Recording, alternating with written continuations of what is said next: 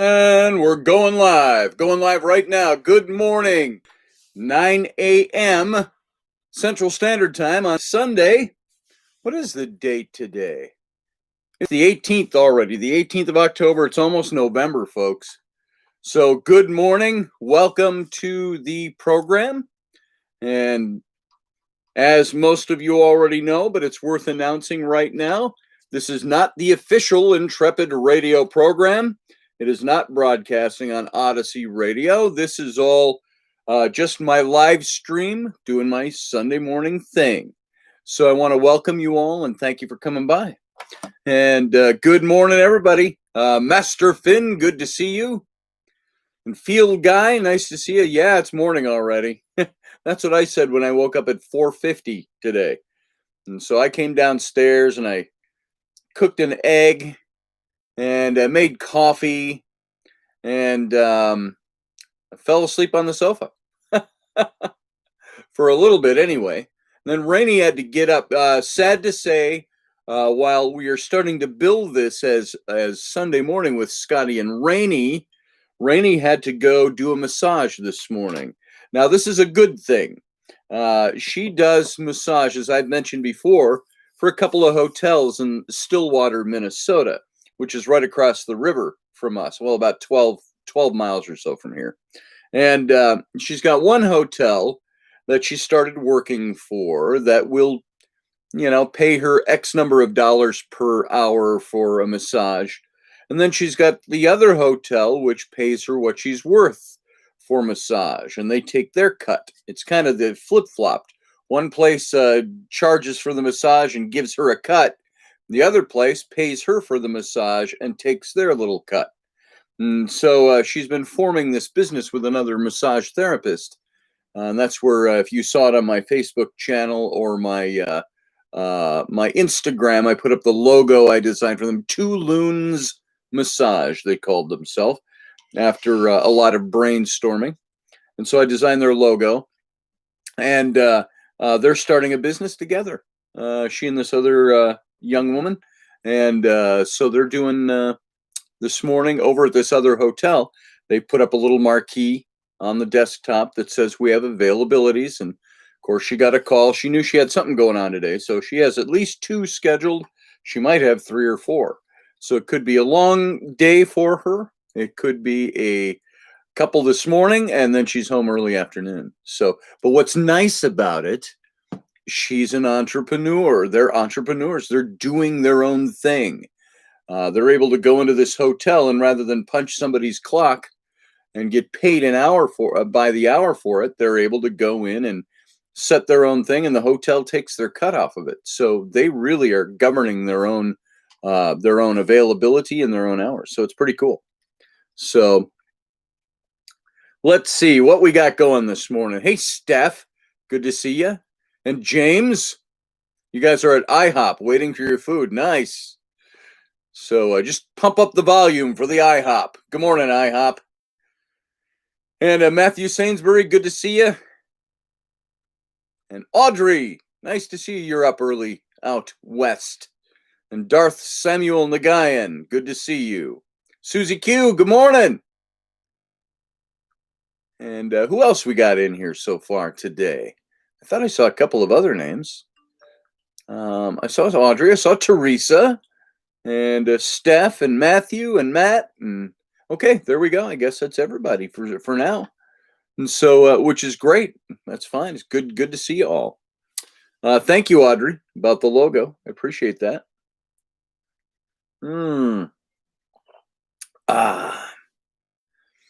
Let's see. Matthew has to go now. Have a good day. I hope your dad's doing well, Matthew. Good to see you this morning. Let us know. Keep us updated on your dad. All right.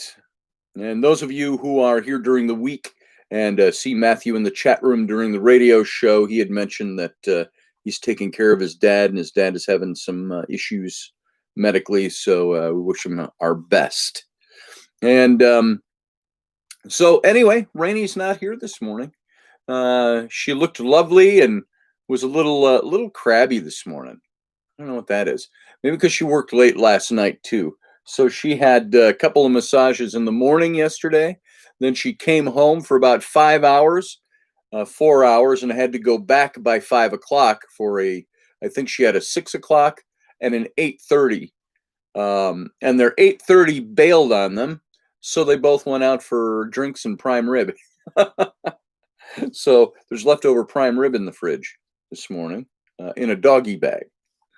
And so yeah, she's not. I got a gnat or something in here, and or it's a fruit fly. You know what? You know where we find the kids have left food or a sandwich or something sitting out. It's where you see a little cluster of fruit flies, little almost microscopic size, and they're just you go, oh, somebody's got food, and sure enough, you look and there's like a banana peel with a half-eaten banana under a pillow somewhere on the floor in the corner. And you're like, come on, guys. So that's the biggest battle I have is getting my kids to put things away. Now, by the way, I was going to give you a little report on how Friday went with the ghost hunt over at the Renaissance Festival. I typed up a little bit about it over on my YouTube channel. And this is the spirit box. I've got that sitting right here. That's this thing. And we had it going. I had it going. I just turned it on in the house this morning. We were having coffee. I turned it on and it said a few things. And Raini on her way out the door, and she goes, because the little girl came up, the 5-year-old, and was like, "Are you ghosts? Are you haunting our house?" And I go, "Nah, let's turn that up." And Raini's like, I don't like that going in the house. And it's like, don't be crabby with me. I didn't know that. So we've never really used them in the house. So and when you say things like, I don't really want to do that in the house, and stuff that gets said 5 years ago, and then you do it once, it's like, didn't I tell you I didn't want that done in the house? Well, no, not really. But and this is the thing. I've seen some great comedy routines on this recently. I'm a guy. I'm going to be 60 years old in a month, and I can't make my own decisions. It's not like, hey, let's talk about this thing and let's figure out what we're going to do and not do. It's like, didn't I tell you? I'm not your kid. But if you want to make your wishes known, do that and I'll abide by it. But don't talk to me like I'm a kid who didn't do what he wasn't supposed to do. I'm a grown man.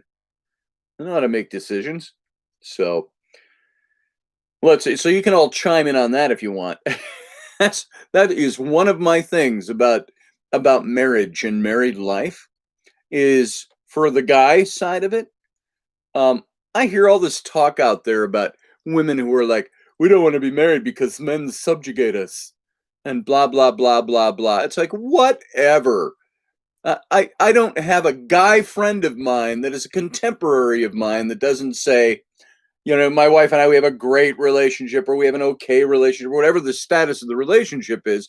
The guys are always saying, what is it that it's stereotypical? The guys are like, if I want a happy wife, I just have to do what she says. That's where the yes dears come in. And so you really got to work in relationship together in order for the yes dears to not be yes dears, but to be things that you do together and you like to do together and you agree on. But like I said to Raini early on in our relationship, I said, I don't take orders, but I do requests. And so don't talk to me like I'm one of the kids. And this is the thing about her being a mom for 11 years now, is she governs the kids. She dictates to them, as do I. But when I'm working and she's being kind of the stay-at-home mom, she does more of that. And then she'll start talking to me like I'm one of the kids. Get your shoes picked up. It's like, excuse me? You don't have to talk to me that way. If my shoes are bothering you sitting on the floor by the sofa, then by all means, feel free to pick them up and move them to the doormat by the back door. Don't holler across the house and order me to come and pick up my shoes.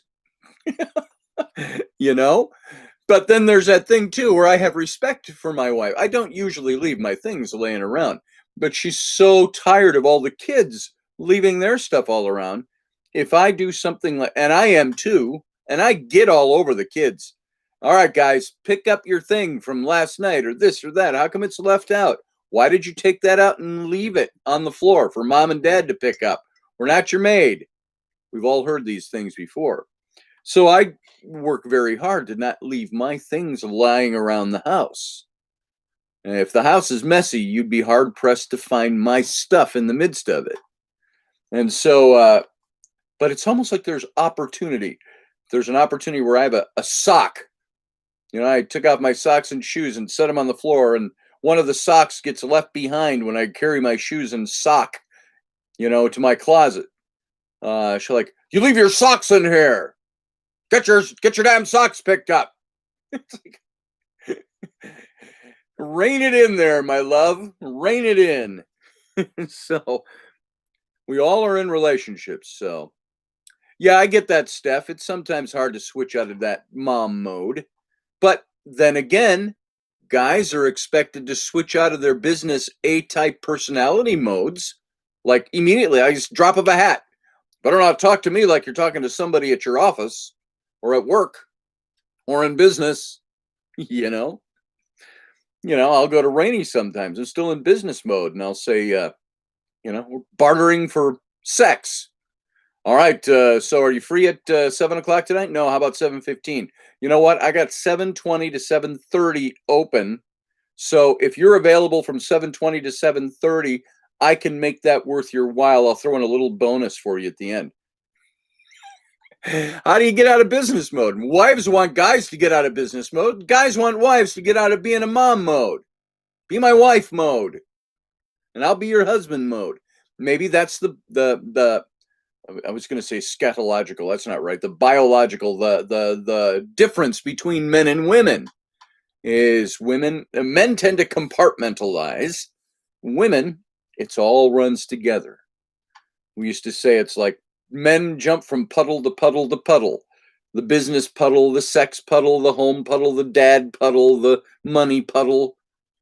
And women, it's all a river. It's all flows together. So guys are puddles and women are rivers. We used to say, too, that guys are rooms and women are houses. We have the room. We have the game room. We have the sex room. We have the chore room, the business room, the kid room. And we go from thing to thing to thing to thing. We rarely let those, we open and shut the doors in between. Sometimes we leave the doors open in between. But women, it's like you open the door to their house, there's no rooms. It's all one big room. It's a single room home. So there you go. And that's what it's like. So, Teresa, yeah, drop your show into the chat. I don't know much about your show. Teresa, tell us more about it over in the chat room. So Matt says he knows the mom tone as well. Annoying at times, but you understand why it happens. Sure. We get it. We understand. We're smart people, we guys. And when guys seem dumb to women, it's because we have to be dumb. We have to play dumb.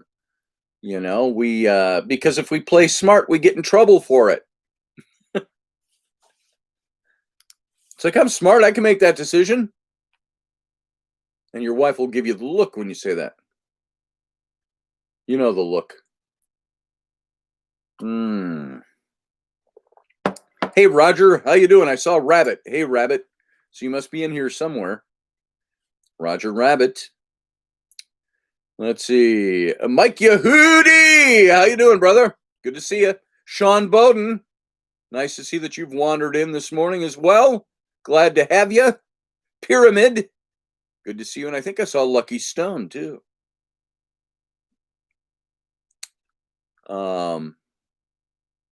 So there you go. Andromeda 7. It will air on Fridays at 8 p.m. 8 p.m. Central, Eastern, Pacific. Which time zone you in for your 8 p.m., Teresa? And it's called Andromeda 7. In the final stages of testing, Eastern time. So 8 o'clock Eastern, which would be 7 o'clock Central, 6 o'clock, 5 o'clock, 7. No, if you're 7 o'clock, Eastern. Wait a minute. 8 o'clock Eastern would be, 5 o'clock West Coast. There you go. It's like a math thing. It's hard. Yeah, is that on your YouTube channel, Teresa? Or a separate YouTube channel? Field Guy says one day he'll have a podcast, but he's still have YouTube, he says. Field, you should pick up that book by a friend of mine, Maverick Podcasting or something like that it's called.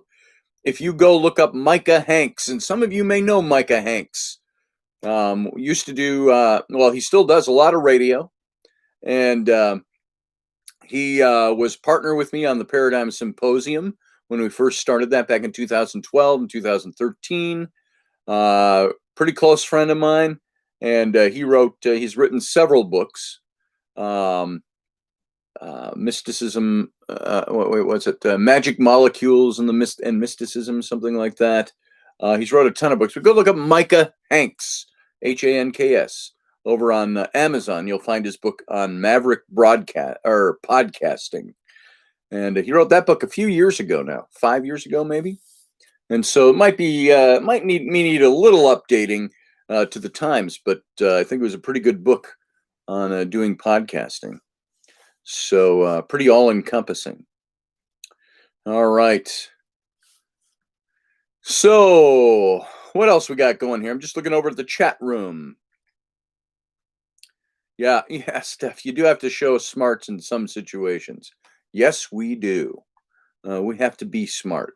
So, guys, when we're winning our women, they want to see the all-around smart guy, the guy who knows his way around. He's not just intelligent, but he's got street smarts. He can be the knight in shining armor, and he can be the defender and the king and all of these things. But as soon as you're married, you got to be the court jester. You got to be there's a little bit of slave labor in there. Sometimes you're in the dungeon. And so, it's interesting the way roles flip a little bit once winning somebody or getting into a relationship. You want to look for honesty, total honesty all the way around. When I first met Raini, I will tell you this about her. She was kind of quiet, not mousy quiet. I'm talking about, she seemed like, although she could get angry, she could get mad, and she could yell and do all those great things, she seemed to be just satisfied being with you. And then as time goes on, once you're in that relationship, she got stronger and stronger and stronger. I don't know if it was repressed before, or if and I don't mean this to sound cocky, but if I helped bring that out in her. I don't know what it was, or she was always that way and just didn't feel comfortable expressing that until she got a little older. And it just so happened to be in the middle of our marriage. And so, which is okay. Totally cool with that. I remember Rainey was somebody that had a hard time making friends. And she didn't have a lot of woman friends, female friends. She had a couple of guy friends, but she wasn't comfortable making friends. And trying to help her. One of my jobs early on in our marriage, I felt, was to help my wife find her place, to help create an atmosphere in our home that made her feel comfortable finding her place. Because it wasn't my job to make her happy. It was my job to be the kind of person and create the atmosphere that helped her seek her own happiness. And so, and that all came out. It was all gradual. It was all eventual. And she always knew how to fight, though. She was a dirty fighter. So, but that's the way Rainy was. So, Red Green is the modern day philosopher. Yeah, that's right. If she doesn't find you handsome, she better find you handy. Right, Lucky Stone? Why, thank you, Pyramid. Let's see. We all have our own StreamYard server, and we'll have a YouTube channel. That's Teresa. That's pretty cool. Duct tape, the handyman's tool. What did he call it? Yeah, and I got duct tape around here somewhere. Use it for lots of things. So that's so wild to think Rainey was not comfortable making friends. Yeah, she wasn't. She's one of the most friendly and fun people I've met. And that's the way she is. And our roles have flip-flopped a bit. When we first met, I was the social butterfly.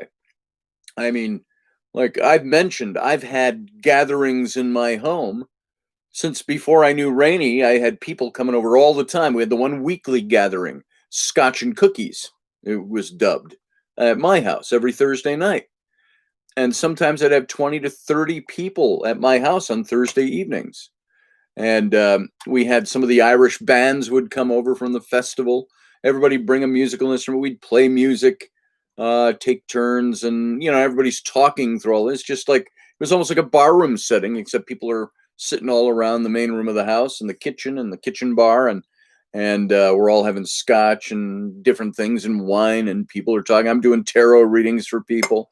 Music's playing, all of that kind of stuff. And Rainey actually started coming to my house with a friend of hers during Scotch and Cookies. This would be back in, it would have been 2004, thereabouts, because we had met at the festival that summer. And so, and I knew her already, as most of you know. I've told that story before. She was dating somebody who was a stage combat sword and rapier fight partner at the festival, theatrical fighting and sword fighting. And he was dating her back when I met her, late, had to be 1999 to 2000. She was 19 or 20 years old back then, dating a friend of mine, guy I did stage combat with. And that's all she was. She was the cute chick that dated Adam, our friend on the Royal Guard. And but she started after she broke up with Adam in like 2003. Not that you need the history of my wife's dating life, but they broke up and she started coming over to Scotch and Cookies and with her friend Kat. And she always brought her Chihuahua Mocha with her. And she would come and hang out. I'm like, hey, cool, Rainey's here. And Rainey, I will tell you this. There's no secret holds barred here. Rainey is, she used to display her assets very well. So she would come over and she'd wear the little, low cut sweaters and shirts and stuff like that. And she had cleavage, great cleavage, and hot little chick on the outskirts of my friends, the periphery of my friends. And she would come over and all the guys were like, phew, wow, did you see Rainey tonight? Yeah, I did. She's pretty hot. And there was one night, I will tell you this story. This had to be in 2004. So it was the year before we started dating. But she showed up to Scotch and Cookies on a Thursday night and she was a little hammered. And we were all a little concerned that she had driven over. She wasn't like falling down hammered, but she'd been drinking, you could tell. And she said that she had met some guy online that wanted to meet her at a local bar, meet up, meet and greet. And he said he was something like a brain surgeon, which should have been a dead giveaway. But so she's all dressed to the nines, little bustier thing on, cleavage, low cut, glorious big hair that she has, beautiful eyes. And she went out and they were going to meet at, I think it was at Moscow on the Hill, which is in St. Paul. If you're familiar with the Twin Cities, Moscow on the Hill. It's talking about Cathedral Hill, where all the big mansions, Victorian mansions are, and all these great shops. And so she met there, and they have all their homemade vodkas and things. And so she sat drinking vodkas and had a few vodkas, and the guy never showed. He was a big no-show. So he either no-showed, or she said, and she came over to Scotch and Cookies. She was a little in the bag, and she was very funny and fun. And she was standing there with heaving cleavage. You all know, and I have to add that this is the story. This is the color version of the story. And one of my friends was on that side of her, and I was on this side, and people are all gathered around, and she's telling this story of going and having vodkas, and we're just noticing the cleavage. We kind of looked at each other and went, "Phew, who would turn that down? What dumbass guy showed up and didn't want to meet her?" And I'm talking from a pure visual, visceral Rainey had that look, still does, but had that look. Imagine her 16 years ago. She had that look that for a guy to pass her by just on physical appearance alone, the guy would had to have been blind. So, yeah, he was probably gay, said Field Guy. So, yeah, must have had a surgery, but she never heard from him again either. He was either just leading her on and was nobody, or he was a serial killer, or it was a married guy, or it was a kid, or it was just somebody, any number of hypotheticals, or he showed up and she wasn't his type. Now, I will tell you one of the thing about Rainey that attracted me to her, I didn't know her from anybody. I didn't know her personality, but Rainey walked in a room and she was physically astounding and alluring. She has those gorgeous icy blue eyes. She has that big, I remember I'm not talking mall hair like the 80s and the 90s. I'm talking, she just has big, thick, dark brunette hair. And she glorious, assets. And she always dressed to show that off. Tiny little waist, and just she was the picture that most guys would go, whoa, way out of my league, which is what I thought of her when I first bumped into her again after she was single again. I thought, she's way out of my league. She would come to Scotch and Cookies, and I wouldn't ask her out. You know why? I thought she was way out of my league. And she still is. So I ended up being lucky. So there you go. And I was going somewhere with that. I was talking about the gatherings I had in my house and stuff like that. And I don't know where I was going. I'm talking about Rainey, and I could talk about that forever. All I was going to say, oh, yeah, and you get married, and things naturally change. They're supposed to change. Neither of you are on the lookout for the best mate anymore. Now you've got the mate, and you're trying to do your best to enjoy that, and to, in some cases, you have to try to keep it. Rainey and I, as I've mentioned before, we almost did not make it. We had some rough spots in there. And we went to marriage therapy even. That's where I got the line. Do you want to be right, or do you want to be married? And I've talked about these things before. And so what did Field Guy say? Every woman is out of my league. No. Shut up with that, Field Guy. Not every woman is out of your league. And so, we almost didn't make it. And as I've mentioned before, and those of you who may not have heard this, and maybe this is a good thing to talk about a little bit this morning, I have no problem mentioning this. I had an affair very early on in our relationship. Now, guys in our head, because we compartmentalize, it wasn't a sexual affair. It was a long distance. It was somebody I knew and somebody I'd met. We had an emotional affair. And I, of course, at the time said, I predicated that on Rainey and I having rough times. I'm like, I've been married to this woman for 3 years. And you know what? It was a mistake. This is the worst relationship situation I've ever been in. And I wasn't out prowling for anybody, but I happened to meet this person. It was when I was doing all the stuff with the Ghost Hunters, and I was out doing the different events and things. And I met this woman at one of the events, and it was somebody that I knew. And we talked on the phone. She had hired me to do some artwork for her and stuff like that. She was like a psychologist or something like that. And she lived way out east on the East Coast. I lived in Minnesota, Wisconsin. And still we hit it off. And this was, what was I saying? This was 11 years ago now. So this was 2 years into my marriage, not 3. So that's the way our relationship went at the beginning. And this was right after Flynn was born. So let's see, Flynn was born in 2009. So yeah, 11 years ago.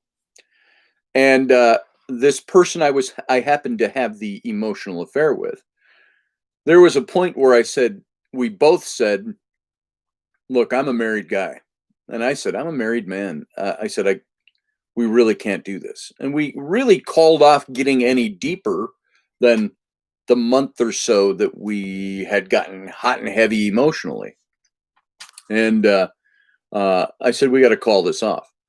And it was all done. I hadn't said anything to Rainey, of course, at that point. I just thought, I need to repair my marriage. I need to do my best working on this, and this is not my best. And this is wrong. I shouldn't be doing this. And so I called that off. And both the woman I was involved with and I both thought, both of us were like, yeah, that's the right thing to do. We've expressed things now. Now that it's expressed, we got to stop. We can't carry this on. And the only reason it came to Rainey's attention was there was one point where I think it was on my computer or my phone. This woman, a month or two later, was apparently out having drinks with a friend of hers, and she texted me. And she said something to the effect, what am I going to do without you in my life? It was that banal, but very telling. And that's what broke that wide open. And so Rainey and I dealt with that right out in the open. And hey, Delaney, how you doing? And so we dealt with that. And Rainey wanted to talk to her. So I said, it's up to you, whatever you want to do. So Rainey talked to her, and Rainey was concerned that it was an all-out affair, a sexual thing, and fallen in love and going to leave her. And it was none of those things. And of course, she had also had just had Flynn a couple of months earlier. And so all of that, and I risk people looking at me and saying, what a scumbag you are. What a jerk. And yeah, it was a bad thing to do. But I only bring this up to say, when you're in relationships with people, sometimes things change and your whole outlook changes on your relationship. And you can prevent that. I used to tell the guys, remember I've said I've been in ministry before, and I was in youth ministry. And then I got into working with men's groups, men in troubled marriages and stuff. This was long before I met Rainey. And I used to tell them, guys, you need to, and I speak to all the guys out there, to Matt, I know you're married, and Field Guy, you're not married, but you will be someday. And I can say this to women too, but I used to tell men, you have to guard your hearts. You guard your hearts. You put the protection on it. Because there was a song that it said, a harmless glance can lead to romance, then lives are broken. And that's true. That's how it happens. And for guys, we got our rooms. It's compartmentalized. Why do you think there's so many guys that can have affairs and the women don't even know it for months? Because guys tend to compartmentalize those things. Women, it's all in a stream. So, yeah, we had some problems. Hey, Crystal, nice to see you. Coffee and Scotty. Whoop, whoop. That's right. And so, now that was back in 2009 for me. And I got to tell you, I spent the better part of the last 10 years trying to make up for that. Not because it was required, but because I required it of myself. So there you go. Your dad went on for years with his affairs. I'm sorry to hear that, Matt. That's there was something that I could never leave my family.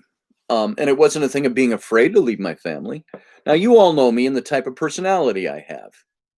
If I felt I needed to step away from my wife or my family, for whatever the reason may be, call it neutral. Don't judge it. If I felt I needed to do that, I would do that. That's the kind of personality I have. Not one that's uncaring or detached, but one that says, if there is a need there and my life is, I'm being hurt by staying where I am, I would leave it. Wasn't always that way. But And I don't know if I'm explaining that well enough. If you're not getting what I mean by that, just speak up and say so. I'm not talking about treating relationships cavalierly, but I am talking about um, that ability to step away if you felt that that was necessary for your well-being. Easy to do. Um, on the other hand, there is also that part of me that says, I can't walk away from my wife. I cannot walk away from my children. I made a commitment to her and a commitment to them.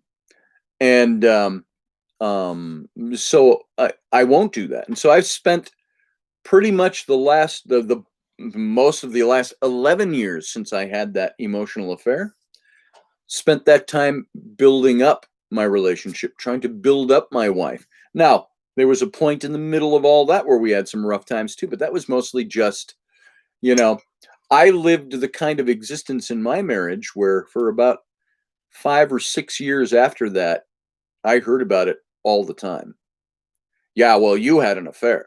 It's like, and at one point I said to my wife when we, a few years ago, 5, 6 years ago, I said, you know what? I said, there's a point where you're bringing that up and using it as a weapon is harsher than the actual emotional affair that I was in. There's a point where you've counterbalanced it. And I said, if you want to forgive and move on, that's the choice you make.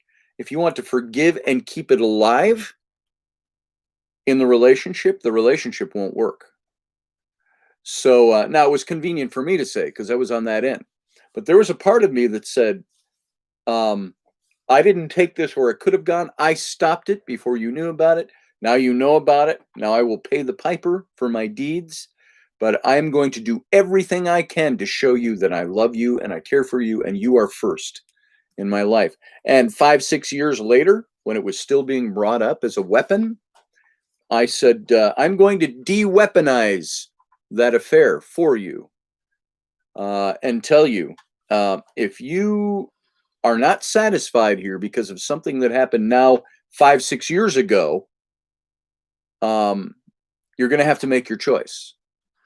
And I think at a couple of points I said, when we were having a rough time, I said, there's the door. If you want to leave, the door is there. If that's what you need to make yourself happy. I said, so you need to ask yourself, is this the key to your happiness? That's the key to your happiness, or the key to eradicating what you feel is your unhappiness, then you need to do what you need to do. I, for one, I will stay here and I will continue to show you how much I want you and this family and this marriage. And that's all I've done for 11 years. I hope it is evident to all of you, just by the way I act, that I love my wife and I put my wife on a pedestal. However, I will never, in all that I express about my wife, I would never be a doormat. I would never be somebody that would allow my wife, of anybody, to walk on me. There's that precarious balance that you have to reach. And you say, I am here and I'll be here forever, unless there's a reason you don't want me to be here. And unless something really out of hand takes place, which you can use your imagination. So there you go. I don't know how much of that is good relationship talk as much as how I have come to terms with what I did and how my wife and I have come to terms with how we get along. So Matt says, back when we were kids, I'm assuming you mean your dad, sometimes would come back from a business trip and he'd be extra nice, either doing something for us or bringing us a present. I look back now and understand that was the guilt. Yeah, that's what guys will do. That's the guilt factor that plays in. And so, yeah, that'll do it. And for me, there are things that I didn't have a dad at home ever. So I didn't have that role model at all. You kind of made it up as you went along. That's where I said, I wrote that one article. And if you go to my academia page, it's academia.org. You look me up, Scotty Roberts, Scott Allen Roberts, Scotty Roberts. I don't know which it is, but I wrote that article about Captain Kirk, and I read that once. The role model, the mental role model that he made for me as a kid. I used the surrogate father for me growing up was all the pictures of fatherhood, the presentations of masculinity from Hollywood of the 60s and the 70s. It was mostly the 60s that created in me a picture of what a father was supposed to be like. And Captain Kirk became my hero. And I never looked at him. He wasn't a father figure. He was a father figure, however, in the heroic stance, in that you looked at the personality that made up that character. And that's the guy who came for me to be a picture of what true masculinity was supposed to be. Not the womanizing, not the partying with the green alien girl. It was the idea that he was the captain of his ship. And that was his life. That's what he was married to, so to speak. And he had his pains and all his things. And these were the fictional things written into this character that became, for me, the surrogates for what a father should be. And looked up to those things, wanted to become those things. And so, Rocky, I see somebody said he's here and he's alive. Did you survive yesterday? I saw that video in the car. I'm surprised you're with us this morning, brother. Glad to see you. Trying to snap the funk into gut and head. Live public show at you got the live show today. That's right. Rocky, go ahead and talk about it in the chat room. Put up where people can see it. I don't have it on the top of my head where it is. I just know it starts with a G. So if there are local people and you want to go hear Rocky speak today, I cannot. Sorry, brother. I've got the kids. Raini is doing massage today. So I can't make it. But let people know where they can find you today, Rocky, if they want to go see it. Yeah, your dad told your mom the same thing, waiting to leave until the kids were grown. I mean, let me ask you, what kind of relationship is that? What kind of, even if the kids don't know you said that to one another as partners, as parents, how would that reflect in the way you act toward each other as role models for your kids? And that's something I said to Raini when we at times where we were close to breaking up. I said, what is the role model? What is the message we are bequeathing our children if we throw in the towel because we just don't like it anymore and we're not happy? I said, is it the message of the modern age is that you can't teach your kids happiness if you're unhappy? Well, there's truth to that. But at the same time, don't children need to see modeled the fact that parents work through their problems rather than discard each other when the problem arises? Why do you think the divorce rate is over 50% nowadays? Do you know why that is? Because this is the first generation we've had where the majority of couples being married are couples that have all experienced broken homes. And what has been bequeathed to children in this day and age, the kids that have now come of age and are pushing their 30s, what's been bequeathed to them? Brokenness. And that your happiness comes before the happiness of your partner or your family. And we're all isolated from each other. Isolation is what has been bequeathed people nowadays. When you are isolated from your partner, it's really easy to walk away from them when times aren't good.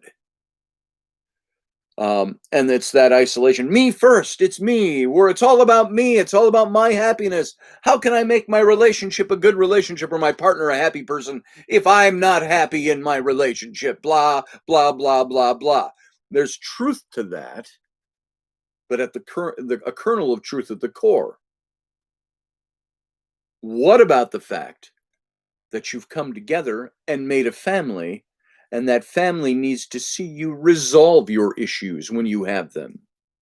They need to see mom and dad, even when they're unhappy, working toward creating happiness. Now that's a big chunk for some people to do. That's a hard call. What do you guys think of that?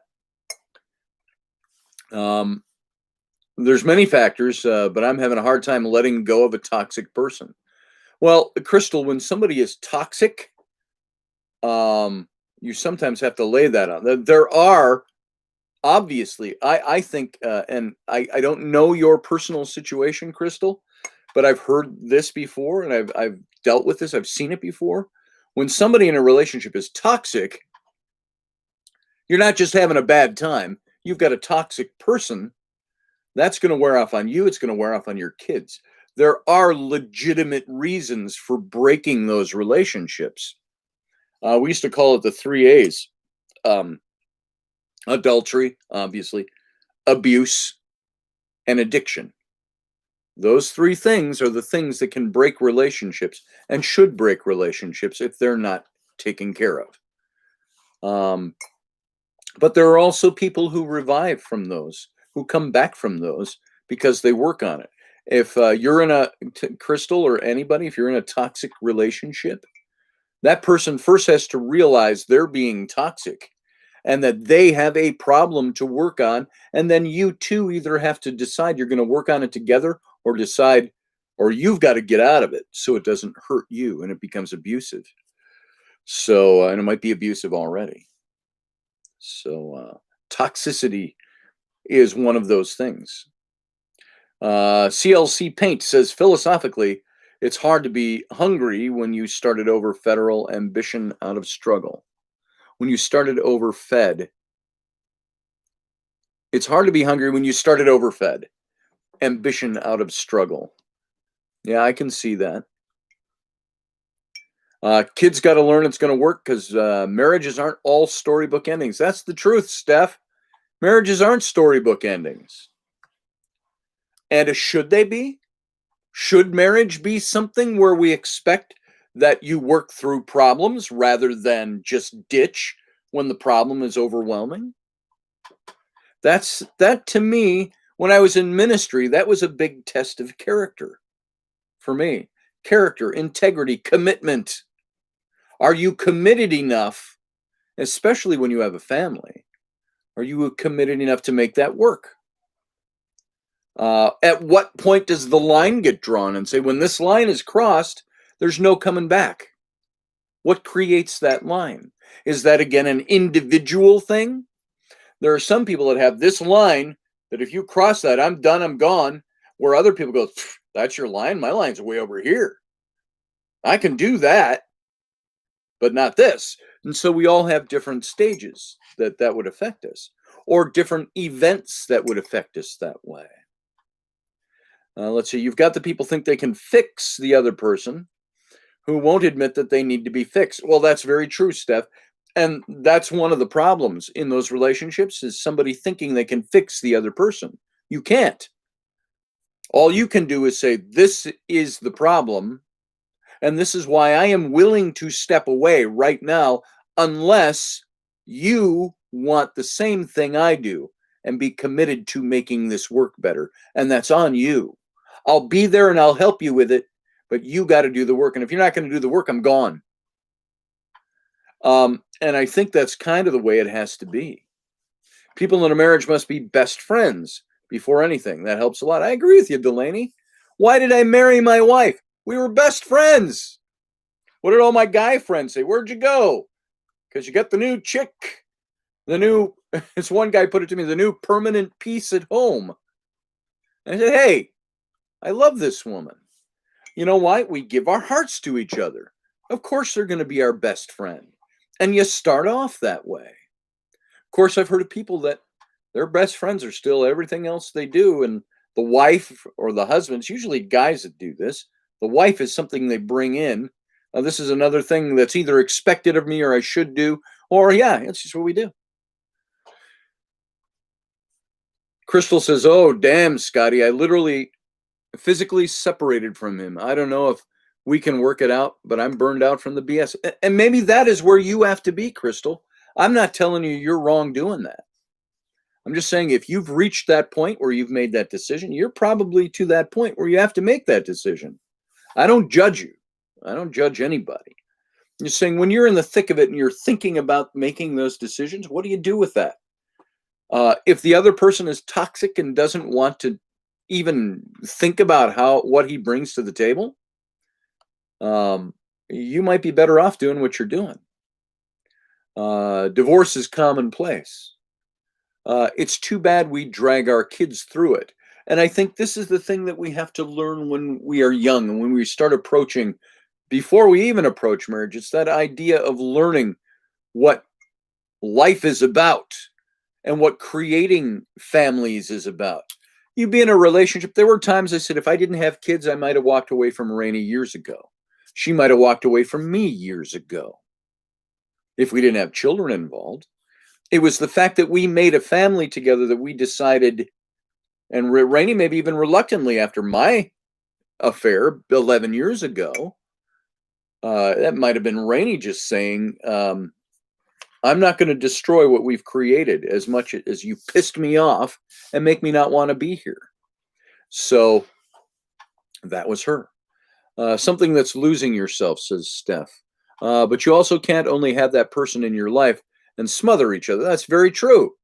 This is where I talked about this idea of isolation. It's almost like our society wants to teach us that you need to be isolated. You have to look out for you. Look out for number one. The me culture. I need me time. It's about me. It's about my happiness. Well, you know what? You can do that, but if you do that within a relationship and you separate that from being a partner with somebody, you're going to lose it. The relationship's going to end. That stuff has to be done with an eye to the relationship being built by it, not just the individual being built by it. There's independence within the dependency of a relationship. My wife and I are married. We love each other. It's us first. But she is still seeking her independence. What do you think she's feeling now after being a stay-at-home mom for 10 and a half years? She's out and she's got her massage thing going. She's building that business. Why is she doing that? Because she can. She's got the ability to do a little bit of that now. I'm a dad. I work at home. So you know what? I can be here when she's out doing the massage stuff. Like this morning. She's out doing her massage. So she's got 2 of them this morning. May have 2 more. We might not see her till the end of the afternoon, depending on what her schedule's like at the hotel. And so she's seeking. And last night, she didn't call me and go, do I have your permission to go out and have some steak and a glass of wine with my massage partner? And I said, who's another woman? And she didn't call me and ask. She doesn't need to. She said, I'm going to have an 8:30. I've got a 6 o'clock and I'm going to have an 8:30 massage. And she said, which means I won't be done till 9:30 and then clean up and I'll be home after that. Well, they didn't. Their 8:30 canceled. So they decided to go out. So what? I trust her. She trusts me. She knows I'm a good dad. I'm here with the kids. There it is. So you know what that is? That's her being independent, seeking the things that make her happy, while at the same time, still dependent on each other in a relationship. She's independent within a dependent relationship. That's the way it's supposed to work. And Rocky wants to offer special massage services. He doesn't skip a beat. Yeah, I was standing here. It was after doing one of the Situation Room shows, and our neighbors were over. And our neighbors are a lot younger than Rainey and I. Well, a lot younger than me. They're the age of my daughters. My oldest daughters are both 28. And the hot blonde neighbor of ours, good friend of Rainey's, she was over and she stepped into the camera. I introduced her to Rocky. And she was talking. He asked, how you doing and all this? She goes, this and that. And she goes, oh, my ribs. I kind of did something on my ribs. My ribs hurt. And Rocky goes, I do rib massage. Not missing a beat. So, yeah, we know Rocky offers massage. So there you go. Lisa's going to massage something of yours so it turns to mush if you do those massages. Yeah, I think Rocky enjoys those massages, though. So anyway, I think it was Steph. I think it was you who said something about this, and maybe Crystal. It was Steph who talked about that whole independence thing. There's a or being yourself within your relationship. Um, Here's a thing I look at too, is that an awful lot of what I believe about marriage and independence in a marriage and dependency on each other. I'm not talking codependency. I'm talking an interdependence on each other while being independent. A lot of these things about staying with it and making it work. If I didn't have a God or I didn't have any religious or spiritual beliefs, I might not adhere to those things. If there was nothing that really governed any of that stuff, and we're all just really a cast adrift and we're on our own out here, we're animals that have risen to the highest intellectual platform in the evolutionary scale on this planet, this little blue dot in a vast ocean of universal emptiness. If that's all we are, the products of evolution. Maybe those things are things, the only thing that make them worthwhile are because we put those standards on them. Maybe they're made worthwhile because we believe there is a higher power than us and that there is something that is greater than us that we aspire to be.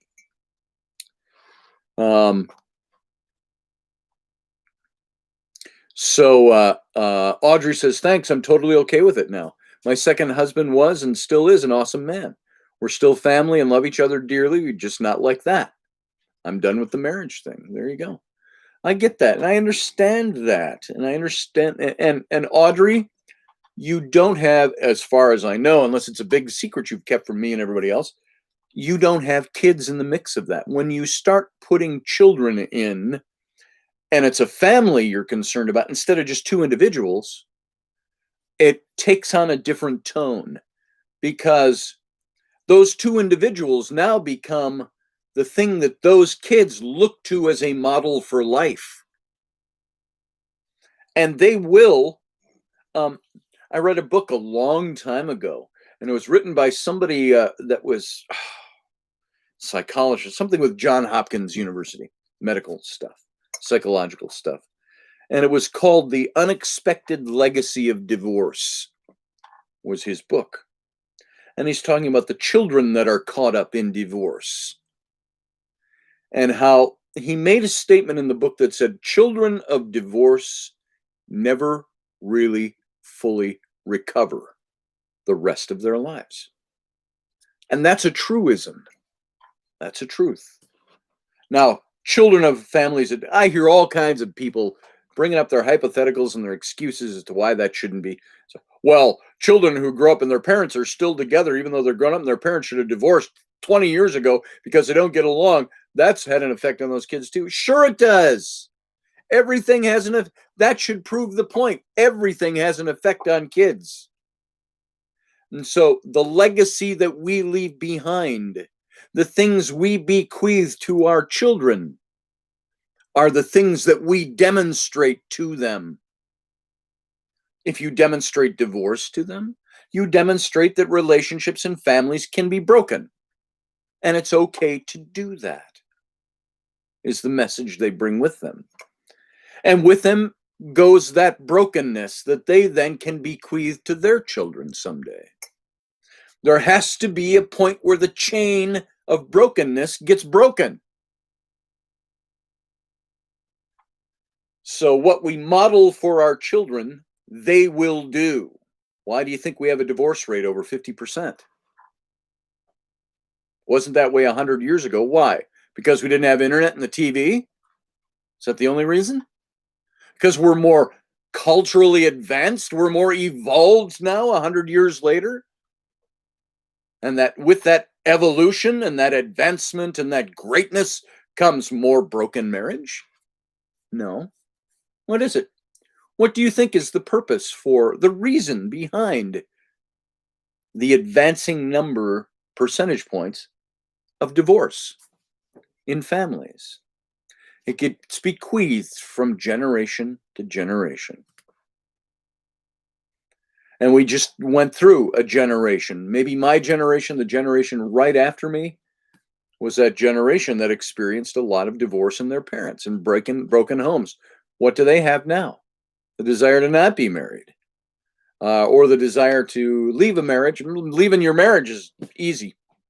Marriage is nothing. I get married to you. That doesn't mean I can't break it 5 years down the road if I want to, or feel it's better for me. So, all of you who've had grandparents, you say they were married for 72 years. Could you imagine being together with somebody for 72 years?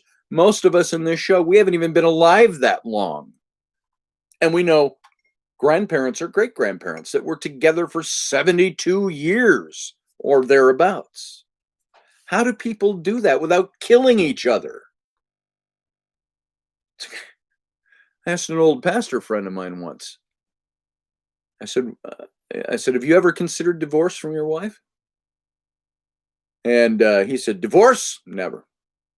Never crossed my mind. He said, axe murder? Yeah, many times. And, just to demonstrate the point. But why did we evolve from that generation to this generation to suddenly believing that it's okay to just walk away? Now, when you don't have a family, it's a totally different dynamic. When you have a family, that's a totally different dynamic. And there should be a high level of importance or criteria put on why you walk away from someone. And maybe that sounds negative putting that way. Maybe why, for your own sanity, peace of mind, happiness, whatever it might be, you need to leave that relationship. There better be strong criteria for it. Because what are you supposed to, quote unquote, and who governs this? This is why I brought God into the picture a little bit ago. Who governs that? Why should you supposed to be working on making things work? I think when you have children, it's because of what you bequeath to them, what you bring them up into the world to be. Well, I can teach my kids, the brokenness in homes, that's just part of life. And it may happen to you someday. And, chances are 54% that you're going to have a broken marriage anyway in the future. Well, why? Because we passed on to our kids that that's an okay thing. It's what we role model to them. Always keep your own leverage and nest egg to the side for emergencies, of course, says Crystal. Now, let me ask you, Crystal, I understand what you're saying. I'm not diminishing that. I agree with it to a certain extent. But let me ask you, what kind of marriage do you have if you've always got an option over here and you've got a savings account for just in case? What kind of marriage does that indicate that you have from the very beginning? And I'm not talking to you personally, Crystal, just to the idea you brought up.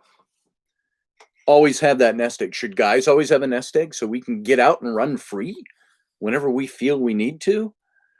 See, this is what I'm saying, is that it's kind of like, why did this illustration come to mind? Because I just saw something on this the other day. I was watching a science show with my kids, and we sometimes put those on at bedtime. They can watch a science show with us. And there's a show that showed down in the South Sea Islands. They were doing diving and looking at the coral reefs. And they went to Pitcairn's Island. Any of you familiar with Pitcairn's Island? It lays about halfway between South America and New Zealand. It's a little tiny dot of an island, Pitcairn's Island. And that was the island where the famous story, the Mutiny on the Bounty, when the mutineers left everybody on Tahiti, what did they do? They sailed. They knew the longitude, but they didn't know the latitude, or something like that. And they sailed east until they ran into Pitcairn's Island, just a little dot of an island in the middle of nowhere. And there's 3 other islands about 30 miles apart, something like that.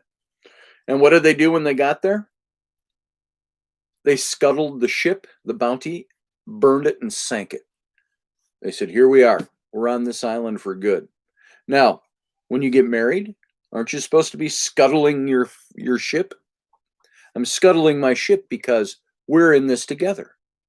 And so, Crystal, I'm not picking on you at all. I'm just taking that thought and running with it a little bit. Should one of the rules of being married be that you have a way to get out of it if you need to? Or would that indicate we're getting married too soon? Would that indicate that we marry without knowing what we're doing? Because we've got to leave that back door, that trap door unlocked just in case. Crystal says, I went through 4 years of marriage counseling to save my marriage. He told the therapist, fix her and everything will be good. And our divorce was final in 2010. Yeah, that's a problem. When you go into marital counseling, the reason for that is for both people to look at what's going on and the dynamic they bring to the table in that marriage. And sometimes it's not worth saving. I'm more talking to parents and families, adults that are parents to kids and they're married. What do you bring to that table? It's not saying that those relationships never end and shouldn't ever end. I'm just saying that that should be the absolute last resort, not the go-to. I can divorce you anytime I want, bitch. No matter if you're talking to the husband or the wife. So Matt says the fixing always starts from the inside. Lots of people don't understand that. That's right. You can only superficially fix things from the outside for a certain amount of time before that decays away because it's only on the surface. It's not from the inside. It's not the heart. So, and this is, believe it or not, it's a delicate topic to talk about because we're all invested in this kind of thing in one way or another. Either we believe at 100% that we're supposed to stay married and make it work, or we believe that we can walk away from that marriage at the earliest inconvenience, or we're somewhere in several degrees along the middle path, meaning this, and this. This has to happen. This has to happen. This has to not happen. This has to not happen. Do you put up roadblocks in your marriage to divorce? Is the question. When you have a marriage and you have kids, are you building roadblocks in? Divorce is a hurdle. All the things to get there must be hurdles that are knocked down to make it to the divorce thing, to the breaking of the family, because you've got all these things, these different levels of things that you do to ensure that you're going to make that work for your family. And the person that doesn't want to make it work for their family is usually the toxic one, is usually the one who's creating the problem, doesn't want to face the problem, doesn't want to, as Matt said, work on it from the inside out. They're always pointing fingers. That's the person who's not building those roadblocks into their marriage. And it's generally guys that do that because guys compartmentalize. It's the way we're wired. That's why a guy can look at another woman and say, I want that. And I'm going to do everything I can to leave my marriage. And then there's a lot of guys that want that and they get involved in that. And then they go back to their wives and beg forgiveness on their knees because they realize that's not what they want. They don't want to break up their family. They just want the excitement outside. And there are couples that have that excitement outside and they work on that together. That's their thing. That's okay. Because like I said, it's just all different kinds of marriages, all different kinds of family dynamics. The core that I am after with any of this talk is, what do we bequeath to our children? We say we are raising our kids to make them better people. Yet we don't want to bring that into the dynamic between our spouses and us. That's all to make me a better person, not my children. So there is that delicate, fine line that we sometimes have to come up against. And that fine line is, what is the goal of my being married to this person and having children with them? And if those goals are disrupted Is it something that I need to put energy into fixing, or I leave? So, like I say, I had an emotional affair 11 years ago. And by when I say emotional, I guess there's a part of me that says I want to make sure that it's understood it was not a sexual affair. But it was worse than that because I gave my heart to somebody else. It's for a very short period of time, but I thought I needed out. And so I did. That was 11 years ago. And it's taken 11 years to get to where we are today. 5, 6 years ago, you'd have seen a very different dynamic between Rainey and I because we were still working through. She decided to forgive and to stay. But there was a whole host of problems with that we still had to work out. When you break somebody's trust, which I did, how do you rebuild that trust? Most of that rebuilding of the trust is easy. For guys, we just start doing the things that we're supposed to do.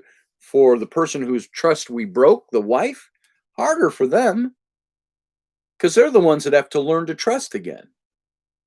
We can keep doing the things. We can do things for a week as a guy after an affair and go, hey, haven't I shown you for a week that I love you? And I've said it.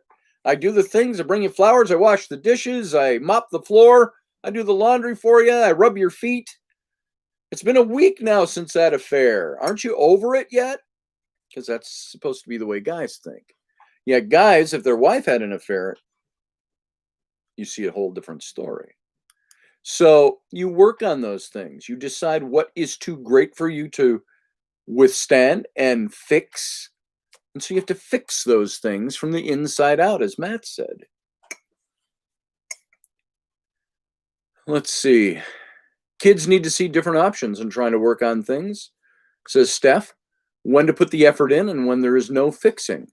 And there are so many factors, so it's a lot to take in. That's true, Steph. That's very true. Use an overt example. If the guy was physically abusing you and slap you around in front of the kids, that's obvious. That's an obvious one. Those kids should learn right away that you don't put your hand on your spouse to hurt them. And that's a violation. That's abuse. And coming back from abuse is very difficult. Same with addictions. Man comes home drunk all the time. I divorced the mother of we were married for 12 years. And I divorced the mother of my first 3 children. She was an alcoholic. Now, to look at her, she was gorgeous. She was hot. She was smart, intelligent. But at the same time, she was somebody that was an alcoholic. She couldn't get out of when we were dating, we were both doing that. We were drinking and partying all the time. And we had a great time. Once we became parents, it was tough for her to give up. And that devolved our relationship to the point where there was abuse. There was a lot of weird. I had to eventually walk away from that. I walked away and I came back. And we remained together for a couple of years. Then it broke up again. Then back together for 6 months. And this pattern kept repeating. When my twin daughters, who are now pushing 29, when they were 4, 5, 6, 7 years old, 8 years old. And we were finally divorced when they were 9 and 10. And so there you go. Yeah, Teresa, you're right. The bounty was stunk there on purpose. And that was my point. When you're married, when you get married, do you always keep that lifeboat out there moored up and filled with survival supplies so at any moment you can jump in the lifeboat and take off? Or do you treat it like those mutineers did? When you're married, you scuttle the previous ship. You say, we're on this island together. It's you and me, babe. Not to sound sing-songy with that, but it's us. We're the ones. And if I build in an escape hatch into my marriage, I can guarantee you I'm going to use it. Anybody who builds an escape hatch into their marriage are going to end up using it. So, yeah, the Bounty was sunk on purpose. And I think we scuttle our ships on purpose when we get married. But we better know what the hell we're doing when we get to that point. So, sorry, folks, I can't share this with you. I just got a message from Rocky. Rocky, if you're still listening, I feel your pain. Oh, wait, let me take that back. I don't want to feel your pain. I feel your pain. And those of you who were tuned into Rocky's live streams yesterday, you know what I'm talking about. The true story, bro. Hey, all of you, mull over that for a second. You know what I'm going to do? I'm going to go fill up George here with some hot coffee. I'll be right back. I'm just going to leave the mic on. So if you hear me screaming out there in the other room, there's a reason. I'll be right back. Give me a minute.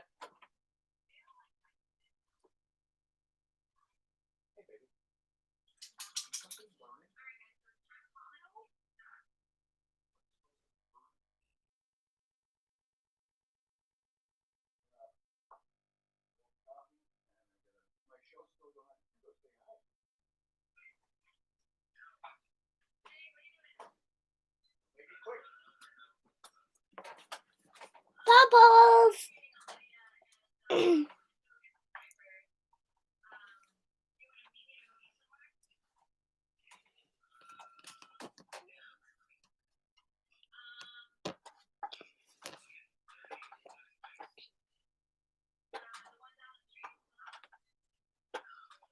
Bubbles.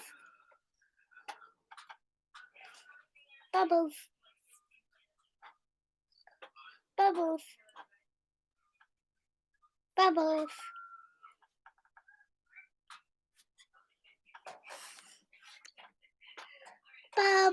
Bubbles. Bubbles.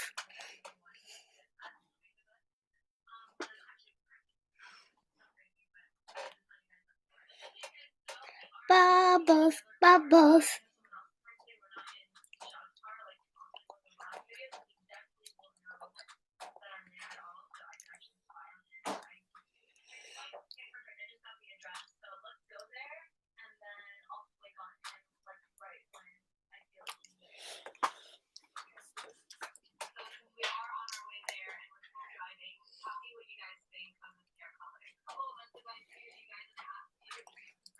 All right, coming back.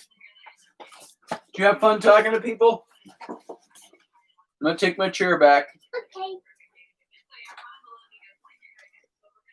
All right, I have warm coffee. I feel like I can proceed I now. was making funny faces. Were you talking to anybody? Well, no, you can't hear them. They're typing to you probably. But What did they say? what did they say? Yeah. There she is. It's a demon, said Rocky.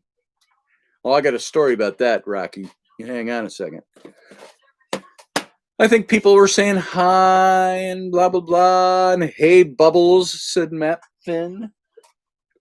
And here, put that down so people can see your dirty face. I said to her this morning, you have dirt on your face. And she said, so? So, let's see. What else we got? Bye, Bubbles. Yeah, people just said hi. That's pretty much it. All right, I'm going to give you a kiss. And you can go watch your show. Can I go over to Addie's? Nope, not until noon on Sundays. All right? Next door neighbor girl. Okay, bye. Okay, bye. See ya. I love you. Such a corny corn dog. That's nice and hot. Yeah, Crystal, get your refill. All right. So where'd we leave off? I think it's okay to change tones here. Hey, I want to tell you something. I've got this. Rocky, if you're still there, you need to listen to this. You see this? I've still got the spirit box with me. here that we used Friday night out at the festival. And I just happened to turn this on this morning, about an hour and a half ago. About an hour and a half ago, maybe 2 hours ago. Rainy and I were sitting having coffee, and a little girl came up, and we start getting little blips. You know, Rocky, when you first start the spirit box up. Daddy? Yeah? If Kitty Bird's here cleaning it up. What? If Kitty Bird's here cleaning it up. Thank you for letting me know that. If the kitty barfs, I have to clean it up. That's good to know. She's just setting the ground rules. Right now. Okay. Why don't you close the door? All right. Hang on. Thank you, Steph. She is. She's missing both front teeth. So she's got the... And by the way, she's only 5. She'll be 6 in December. So she's pushing 6. Kindergarten. Just like Rowan did when Rowan was her age, she was doing some kind of acrobatic stunt, which both of my girls always did, taking swan dives off of stools into pillows, thinking that that's going to break their fall. She did something, she knocked out a front tooth. And then she cracked the other one, and it died, and we had to have that pulled out. So she's missing her 2 front teeth now for 2 years. So I think she's going to be very happy when it's going to seem really novel to her when her adult teeth grow in the next. She's going to be front toothless for a couple more years, I think, before they start growing in. So, you're on Rocket Mug number 2, says Matt Fit. I should have used my Rocket Mug this morning. I used George Washington instead. And it's got this quote on the back. Quote says, "Guard against the impostures of pretended patriotism." There you go. That's what I'm reminded of when I drink my coffee. The spirit box we have, this is Rocky's. It's the SB11. So there's probably newer versions out there. Can you say something to them? Not on a regular basis here, but go ahead. If my cat barfs, my daddy's cleaning it up. Okay, thank you. Thank you for that. See ya. Okay, why don't you not come in and interrupt so much now? Okay. Thank you. I'm coming in as Kitty Barf. Okay, bye. There you go. Give him an inch.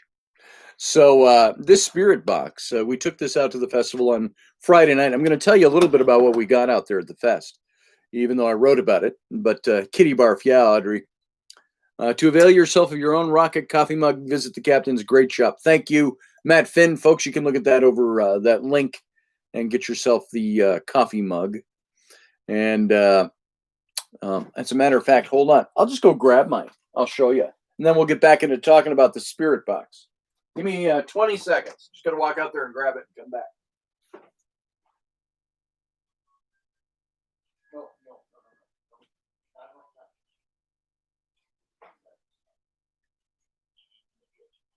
You stay out here. Okay, bye.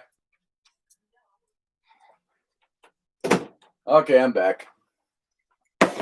What Matt is talking about is the Intrepid radio mug. So there it is. There's the rocket ship, Intrepid radio, boldly going. Boldly going was the phrase when we started. I launched back in 2011, launched Intrepid magazine. With the rocket was our logo. And there you can see it a little better. That rocket is the logo from 2011, and boldly going was our tagline for the magazine. So there you go. That's the Intrepid mug, and it printed a little darker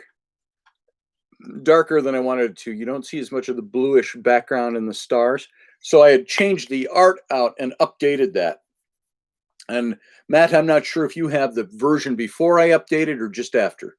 So there it is. You can get this mug and lots of other things over there. So anyway, the spirit box is the SB11. So this morning I'm sitting having coffee with Raini, and I mentioned this already. And so my little girl knows what these things are. She sees the TV shows. She doesn't see us using these ever. She's just seen like Ghost Adventures and things like that when we're all watching it. And she said, "Is that a ghost box?" And I said, "Yeah, it is." And she starts right away. She goes, "Hi, ghosts. Hi, ghosts. Any ghosts here?" And she's yelling, "Are you haunting our house?" She's asking those questions. And I said, "Sweetie, that's probably not the way to answer the question." But I had turned this on because I was just sitting having coffee with Raini. We weren't doing an investigation or looking for anything. I just flipped it on and just was wondering if I'd hear anything come out. So I had this going, and what did it say? It came out with something, and it said something. I didn't hear it because my little girl's chattering in my ear, and Rainey was standing, getting ready to her stuff ready to go out to do the massage, and she goes, "That just said demons in your house." And that's where she said, "I told you I don't want you to use that thing in the house." I said, "Well, no, you didn't tell me that." That's how we got into the whole conversation about being grown-up guys, and our wives think we need to be told things. Maybe we do, but we do think for ourselves. So that's what came out of the box this morning. It also gave me a confirmation on something about I think it said Rainey's name at one point. Just said Rainey, like that. We had friends. This is a long time ago. They were using a spirit box, but way back at the beginning of those things when it was very rudimentary, and where they were doing. Some of you in ghost hunting know what the Shack hack was. That's where you could get a from Radio Shack. You go buy one of their little AM/FM radios, portable radios, and you could rewire it. Just one little hack in there, and you could make yourself a spirit box. And somebody called us. They called us from England at about 3 a.m, something like that, because they were 5 or 6 hours ahead of us. And they said they were at some airfield there that was haunted. It was an old World War II airfield. And they said that they were there, and the spirit box, the shack hack, asked them, "Where's Rainey?" All the way over there in England. "Where's Rainey?" And so they called to let us know that, and to see if by any chance. They said, "We're probably waking you up, but we want to see if Rainey's there." So it was easy. It was interesting. So there's that. But this morning we got the whole thing about demons in your house. Demons in your house, it said. Male voice. Because I heard the male voice, I just couldn't make it out. Sometimes when you're not as close to the box, you can hear it better. Demons in your house. And he said, "I don't want you using that in here." And I had already turned it off. And I said, "I didn't hear that." And she said, "That's what I heard it say." So I've got, and I think I showed this off once before, sitting right back here. Do you remember, those of you in ghost hunting, do you remember Frank Sumption? He developed, remember what was called the Frank's box? One of the originals. And he made these out of wooden boxes and old radio parts and stuff like that. This is a spirit box, and this is from way back in, I think it was 2009 that he made this and gave this to me. Box number 89, no, 2010. There's the date right there. And that's his Frank's box. And so I can turn it on. It's not calibrated or anything.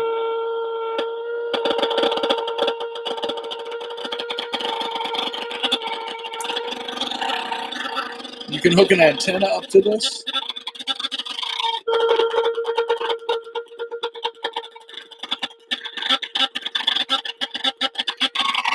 And I haven't used this ever in an investigation. I haven't quite figured out how to make it work right. But there it is. And you see it's all wood burned into he wood burned all the labels and things into this. So there you go. And the speakers in there. That's the batteries. So anyway, that's that. we'll use this one of these times, this old Frank's box. So that's one of the about as original as you can get. Back when these things first started becoming in vogue, to use them for ghost hunting. So,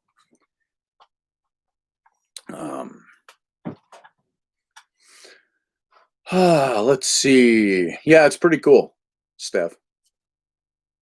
And so that's what we got this morning.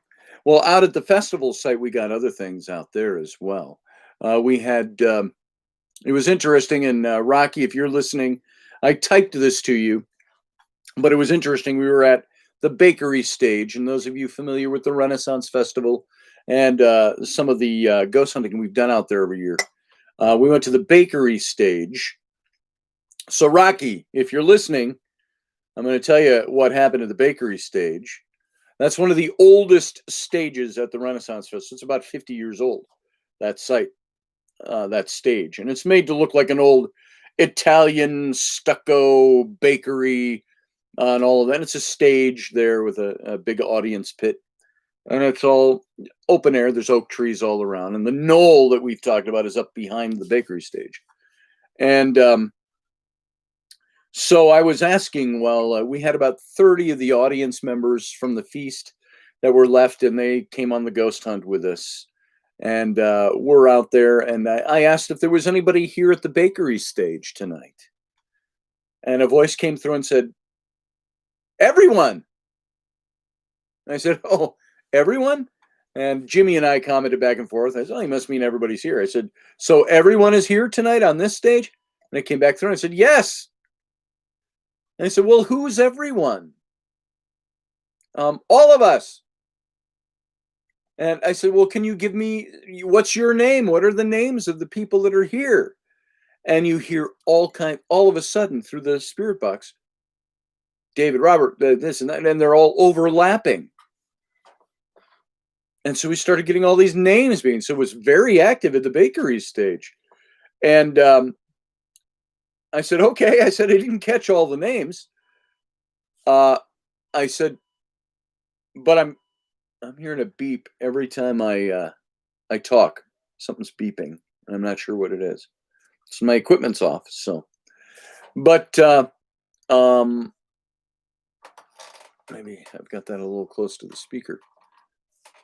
So I asked for a couple of, give me some specifics. And I pointed at Jim Cunningham. He's the feast master. He's the guy standing there. He was standing over there in the dark. And this is all outside. It's in the dark. It's 10 o'clock at night.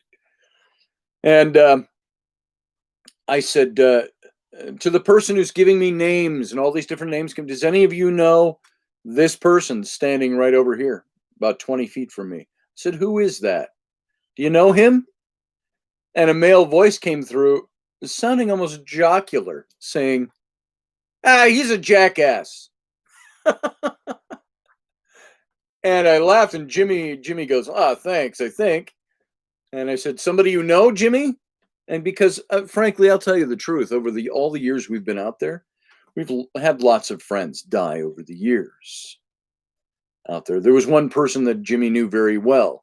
4 or 5 years ago when Rocky were out there, we were at the stage where he performed out there, and he said, his voice came through and said, hey, Jimmy. And so we know that there are people that have communicated with us.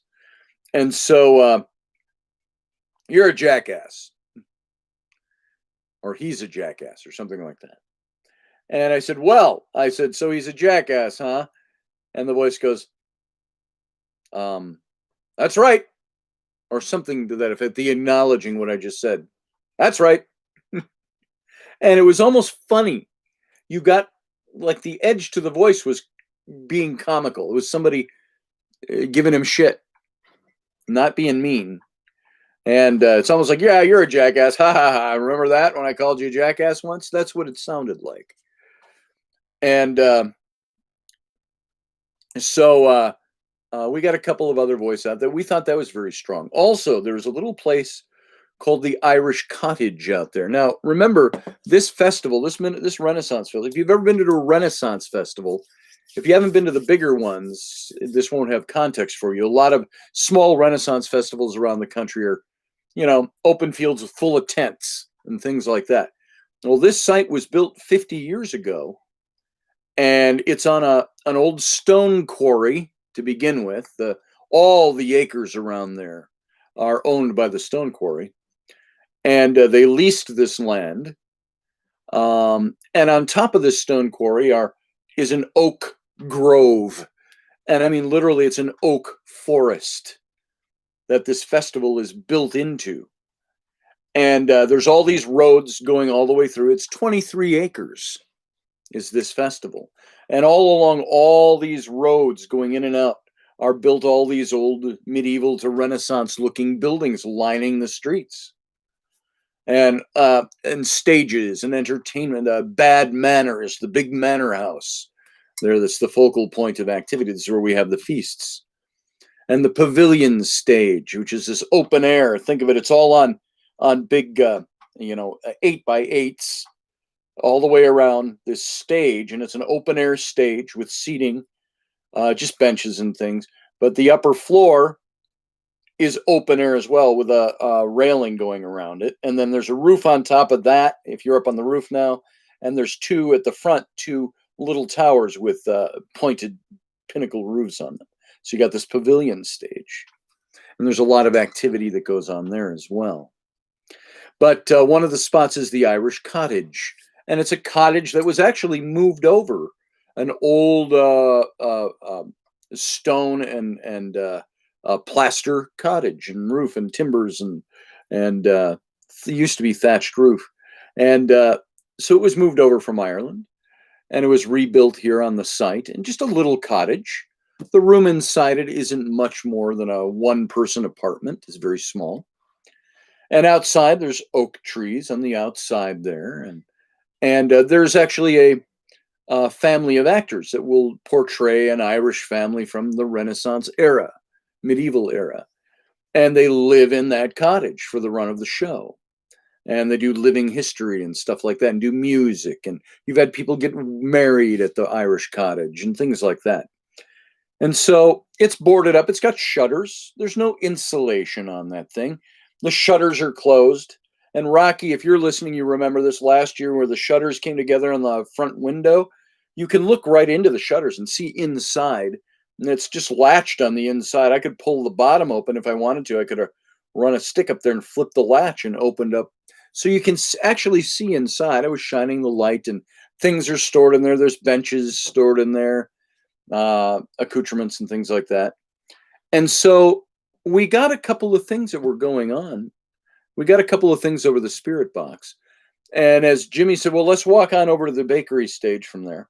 We started walking away, and people heard knocking. And we weren't quite sure where it came from. We didn't know if it was somebody that was leaning on the table, and somebody had been leaning on one of the big wooden tables outside the cottage there, and said, I thought it sounded like it was right on this table. And as we're standing there, we hear what sounds like a cowbell. I mean, it was this distinctive sound, kind of like this, kind of only it was like that. And I heard it clear as a bell. But what I thought was somebody over there with the rest of the crowd had been banging on something, and it echoed off the front of the Irish Cottage. So I thought it was an echo, and I didn't pay any attention. But somebody standing a little further out, 20 feet away from me, said, "Did you hear that? That came from inside the cottage."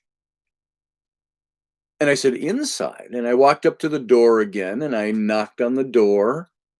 And I could look inside with the flashlight through the cracks, and there's nobody in there. And no reason. There's no wind that could have. There was wind that night, but there was nothing hanging. It didn't have that sound of things dangling and banging. And Raini said it sounded to her like not a cowbell, but the sound of like take like a steel skillet and take a wooden spoon and tap it. It had that sound like somebody scraping or tapping on a dot dot dot dot. When you're mixing things. And so again, while we're standing there, we heard that. Just 3 times, and it was done again. And it was steady, in succession, staccato, not like, if you got a fry pan and a wooden thing hanging, and the wind's blowing it, it's going to be irregular. This was just like that. And so Rainey said, that's coming from inside. And the other people said, that's coming from inside. And so we had already moved the whole group on, so we had to move on from there. But Rocky, you and I, this next weekend, we should spend some time at the Irish Cottage and see what we get. But so we had that kind of activity going on. And so it's pretty cool. I don't know, Delaney, what do you think about Irish Cottage? You get anything on the Irish Cottage at the Minnesota Renaissance Festival? So, yeah, railroad spikes, pick hammering, maybe. It sounded, yeah, Rainey said it was more like, I thought it was a cowbell, is what it sounded like. And you're not really thinking about it when you hear it. You don't go, oh, somebody's hitting a cowbell. It's just in the back of your mind, you go, oh, was that a cowbell? So, because we weren't really paying it, we were starting to move to the next location. And so, so the rocket is hot. There you go. Yeah. The Irish did do a lot of coal mining. They did. And so it could have been cooking implements. It could have been something else altogether. There was a young woman who was Native American who was part of the crowd, part of the audience. And she said, I know some Anishinaabe language. And she said, you know, because somebody said, you know, they said that there have been Native American spirits here too on this site. And there's a lot more behind that, by the way. And so she said a few things. She said a greeting in Anishinaabe. And she said Anin, I think was the word, Anin, Anin. And said a whole sentence in greeting and gave her name. And you heard Anin came back through the spirit box. Hello. It was basically a hello.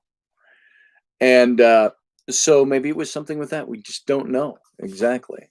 We got to do spend a little more time over there. It's got a lot of energy. Past people see it as heaven on earth and so on. And, you know, the Renaissance Festival site, and I've said this when describing this place before, it's been there for 50 years. And it's had, you know, it gets 300,000 people a year coming through there. 20,000 people a day. And so there's a lot of energy, not just of patrons. People have been visiting the place for decades, but it's also got the energy of all the actors and all the crafters, people who've lived their lives out there. I was one of them at the time when Rainey and I met, and we were both involved in festival. I'd been there for 15 years.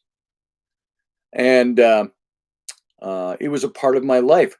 You did the 7 to 8 weekends in the summer was the run of the season. The rest of the year, you spent prepping your show, prepping your costumes, hanging with the people that you do shows with and acts with out there. We had a very well-known group, 10 Seconds of Harmony, kind of a men's show meets The Sound of Music meets the Renaissance Festival. I've talked about it, this old group of mine. Back in 2003, 4, 5, and 6, I think we were out there. And we all did our different things, different personas out at the fest, but we did these 2 shows in the afternoon. They were about 40 minutes apiece at one of the pubs. And we became one of the best known shows out there because we were bawdy and irreverent, and a bunch of guys getting together to drink and sing pub songs was kind of our theme. Hey, we all have our different duties and we all sneak away twice a day or once a year, we said in the show, to meet and sing and drink beer. And that was the shtick of our show. And so we've been out there for years. And I don't remember what I was going to say about that, why I brought up 10 Seconds of Harmony. But that's the stuff we did out there. And that's how we got to know people. And that's how we got. And all I was going to say with 10 Seconds of Harmony was we started rehearsing every January for the beginning of the mid-August show. So we had 8 months of rehearsing under our belts before and that's where we sat at the beginning, decided what theme we were going to take for the year, what songs we were going to do, what songs we were going to write, the comedy bits we were going to write, and things like that. And so, yeah, we took one of the old bits I had heard. It was an old joke, and we're talking about drinking beer and what kind of beer shall we have this year. And we're going through the different kinds of beer. Well, there's German beer. No, let's not do German. Too heavy. And somebody said, how about Dutch beer? And I said, no, we don't want Dutch beer. And I said, Dutch beer? I said, I was in Amsterdam not long ago. And that's how we went into the bit. And I said, oh, you were in Amsterdam. What were you doing in Amsterdam? I said, nothing. I was just standing there on the street and leaning on a dike. You leaned on a dike in Amsterdam? I said, why, yes. What else would you do while in Amsterdam? And of course, my meaning was the wall that would wall out the sea. Theirs was bull dyke, as in lesbian. And that's where we took the comedy with that whole thing. Well, what did you do? I said, well, the strange thing was this dike was leaking on the street. And Bruce, one of the other guys, said, wait, you were leaning on a dike that was leaking on the street? He says, wasn't that improper? I said, no, it was highly proper. I said, it was a little scary, and we just took the bit and we went with that bit and went on and on and on. Well, what did you do? I said, well, I put my finger in the hole in the dike. You put your finger in the dike? I said, yes. Well, why did you do that? To stop it from leaking. And so you can see it was mildly raunchy, but we built on that, and we built bits out of that, and then we sang songs about Dutch beer. And so, yeah, you went through a drive-through festival, Matt. We had the same thing happened up here, too, because of COVID this year. So, yeah, they were going to cancel it, and then they did the drive-through thing. So, yeah, Steph, that thing got, well, I'll tell you, as the bit went on, we had one of our guys in the group of the 4 guys we had, 5 one year. He was the gay guy in the group, and he's not gay at all, but he plays this gay guy, and flamboyantly so in the group. And he says, "Oh, you put your finger inside the dike?" And I go, "Yeah." He goes, "Well, what happened then?" And I said, "It didn't help any." I said, "It kept leaking." "Well, then what did you do?" I said, "Well, then I shoved my whole damn fist up inside." And he goes, "Oh, did it stop then? Oh." So that's the kind of humor we did. And we sang some serious songs, and we sang some bawdy songs. And, we were going to do one of our things now. When we all want to get a hold of each other on the phone, we see each other mostly once a year these days. And we'll type to the group, "Fie on goodness." And the last one who says "fie" has to buy the next round of drinks, because the proper response is, we would say "fie on goodness," and they all had to go "fie." And the last one had to buy the round. And so that came from, we were going to work on possibly doing that song from the musical Camelot. "Fie on goodness, fie. Fie on goodness, fie." And we say, one of the verses, "When I think of the rollicking pleasures that earlier filled my life, laddie-o, laddie-ay, like the time I beheaded a man who was beating his naked wife. Laddie-o, laddie-o, I can still hear his widow say, never moving from where she lay, 'Tell me what can I do, I beg, sir, of you, your kindness to repay. Fie on goodness, fie." And that's what the song was all about. Is that we're tired of being good. And so that was one of the songs that we were rewriting the lyrics to fit what we were doing there. But so that's what we did, that kind of stuff. And what was one of the other songs?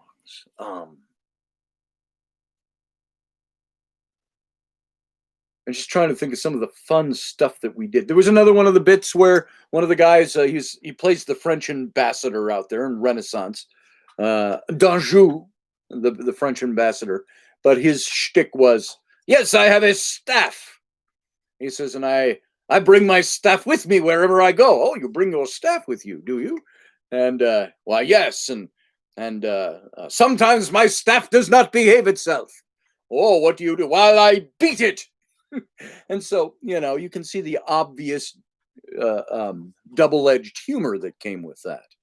And so that's what we did out there. But we would start rehearsing, is the whole point I was making, in January for the August show. So we knew this stuff inside and out. And I'll just share with you, the second year we were in existence, we did some merchandise. We did, and because of the audience we had, we did ladies' thong panties with our logo printed on them. And the logo went in the little triangle thing that's on the back side of the thong panties, our logo, and it had all our faces on it in caricature form. And we always said there's something really cool about having our faces on women's panties. But we sold those. We also sold tattoos of the logo, the instant tattoos where you lick the skin and you stick them on, And we had people buy those. We had women buy those and would, of course, want the tattoo right on their boob. And so we were like, well, there's no water. What shall we use? And so we'd use our tongue and we'd lick the boob and stick the tattoo on it. And of course, borderline sexual. You couldn't actually reveal nipples and things like that. We were out in the open, 20,000 people milling around. This was after the show. And we're out in the open hawking our wares. And some women say, we had one woman, well, it happened more than once, women that would say, if I put them on in front of you, can I have a pair of panties? And we were all like, yes. It wasn't hard for us to do. But what we did, part of our shtick was our group of guys, we'd all have to escape our daily duties to go meet at the bar. And so we'd always come in disguise. And the first year we had the monk's robes. And so we had these big hooded robes with the belt, the rope belts. And so all we did, we formed a circle with 20,000 people milling around us. And we opened up the robes and we formed a circle. And women would strip down to nothing and put on these thong panties with our logos on them. And so we were a popular bunch that year. And so anyway, I was just sharing that for nothing. Those are my good old Renaissance Festival days. So Audrey says, I love going to the Ren Fair here in Southern Cal. Our fair is a traveling fair, so the buildings are not stationary like the Minnesota Ren Fair grounds. Love the dressing up as the wench. Huzzah! Huzzah! Huzzah for Her Majesty. So, yeah, it was a show and tell, Matt. And mind you, we were a group back in 2003, 4, and 5. So you're talking, 15, 17 years ago is when all this was going on with us. And that's when I met Raini. So, that's all about the festival. I was talking about the festival, what goes on there. So we had a good time. And that festival, by the way, I think that all that storytelling came segueing off of talking about all the energy that's out there at the festival. And there are those in the know who say that there are ley lines that intersect on that festival site. Is that my son doing that? Son, is that you? It stopped. Somebody's up there going. His bedroom's right upstairs from me. So, feels like a D&D thing. It almost was. 2005, that sort of thing going on. Yeah. It wasn't long after that, of course, where all the rules got much more restricted. Old days at the festival were different. It started becoming a thing. You could do a bawdy show, but you had to bill it as we are an R-rated show type of thing, And so if you come into our pub where we're doing this, in our pub, it could seat comfortably about 40 people around the little stage there because it was just benches. But we would have all those benches packed Everybody's standing inside. It's also open air. There's no walls. There's just the uprights and the half walls. And it was packed all out into the street when we did a show. So we had a pretty cool show. River dancing up there? Are you asking me that? No, not at the festival so much. Although, we have Irish dancers that will come out on Irish weekend or Scottish weekend and things like that. Teresa, good to see you. Nice to see you. Say hi to your brother for us. Let's see. And Delaney's got to go back to sleep. You got school tomorrow. Okay, see you, Delaney. Yeah, I got to take the kids to school. I woke up this morning at 5 and I'm starting to get ready for my day. I was going to record my radio show early so I could be ready to take my kids to school. And halfway through all getting ready, I realized, hey, it's Sunday. I have to take the kids to school today. So there you go. And yeah, loved the 70s sex, said Barry. Hey, Barry. Hey, Corey, how you doing? So, Renaissance Festival. Sometimes it was, hey, Scott Allen. Sometimes it could be bawdy. Sometimes it was great family entertainment. There were groups that were bawdy, characters that were bawdy. There were groups that were very family oriented, and characters very family oriented. But for the most part, Renaissance festivals are basically a PG-13 to an R rating in content. You could find shows out there that were good for that. We had a children's stage. That was specifically designated for kids with a play area around it. All Renaissance style stuff. Renaissance style games and think of your Midway, only Renaissance or medieval era, all built out of wood and ropes and things like that, and painted structures and all that.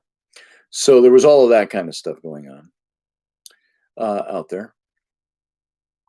So yeah, I enjoyed that. That was a fun part of my life. And then, strange as it may seem, after Raini and I got together in 2005. 2006, she didn't want me going back to the festival, even though we both did festival. I had a much more high-profile character, but I take that back. In 2005, she was on a group called the Courtesans. What's a courtesan? You all know who can define courtesan over in the chat room. So she played one of the courtesans, and that's the summer where we hit it off. And they were all dressed in reds and velvets and all of this stuff, and carried the little umbrellas. A courtesan were, in essence, they were prostitutes to the royals. And love you too, Teresa. Good to see you. Have a good day. And so she played one of the courtesan. There were 4 young ladies that walked around and did their thing, did their little walking show on the streets, and well-dressed royals and prostitutes to the royals and the nobles. And they did their poetry and did their stuff and had their little thing where they had a little picnic and they'd sit out on them. People could just walk by and participate and interact with them. And that's how I met Raini, by the way. That was the character she was playing. If you go to my Facebook, and some of you have seen these, go into the pictures I have in my album of Raini, and you'll see a picture of her. It's the courtesan in the red. She had the red corset, and all of that stuff. Big red band in her thick brunette hair that would hang down, and she was gorgeous. It was the summer we hit it off. But and I said that for a reason too, and I don't remember why. But so yeah, festival was a fun time. It was a big part of our life. Oh, but the year after we got together as a couple, the next year she didn't want me going to fest anymore. She said, "You're done." And I said, "What do you mean I'm done?" She said, "If you want to be with me," she said, "festival's out." She said, "Festival's for sex, drugs, and alcohol." And I said, "No, it's not."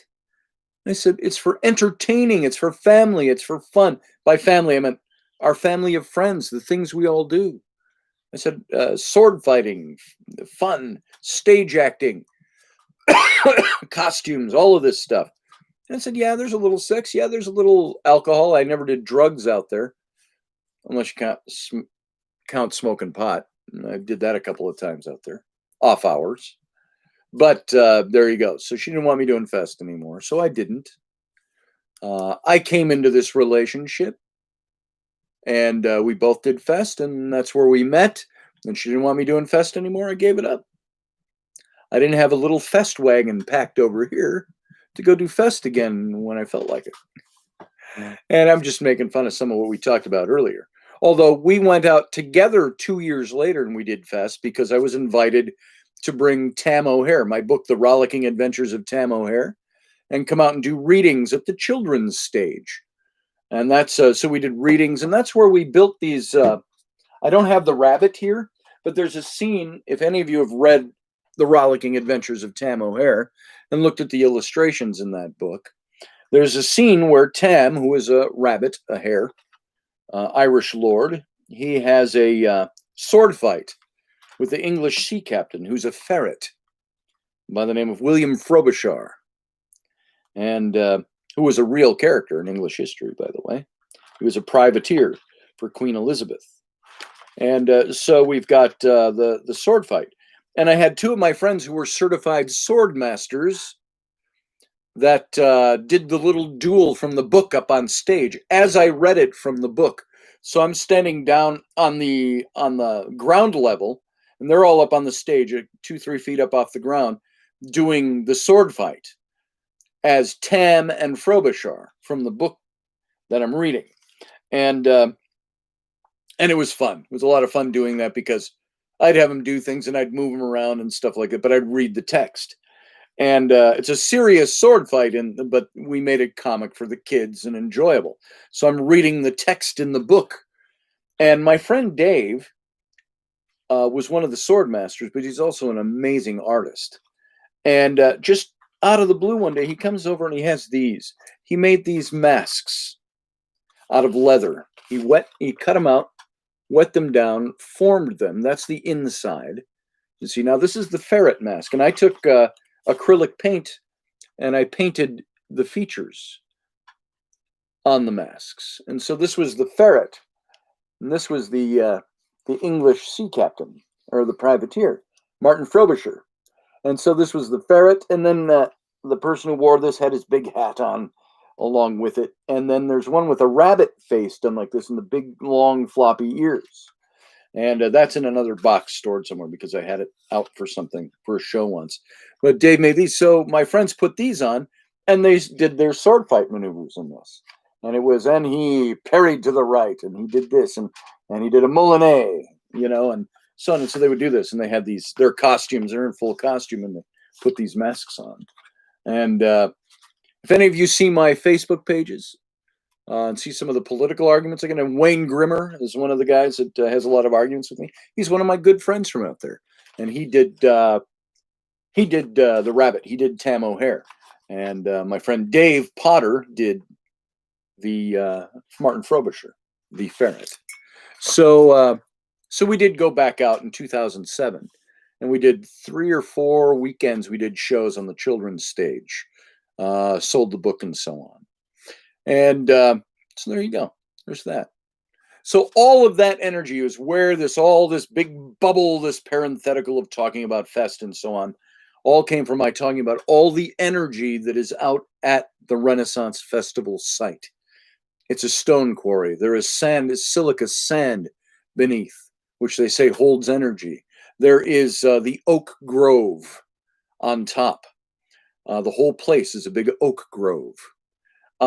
Do this. Go to Google Maps, type in Minnesota Renaissance Festival, and it finds it for you, and then look at it in satellite version. If you're on my Facebook, you saw a photo I shot of this and put labels to some of the stage, but blow that up and zoom way in. You'll see that site, and it's in great detail on Google Maps.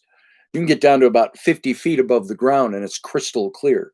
So you'll see it's when there wasn't a show going on, but there were lots of cars out there, and They're all set up and stuff like that, and you'll see all the trees and so on. You'll see what that place is like. But all that energy, ley lines, spirits there that were called up. The story of the spirit in the pavilion stage, as Audrey is familiar with, because we believe it or a spirit there called out her name last year when she had come up to visit. Through the spirit box, it called her name.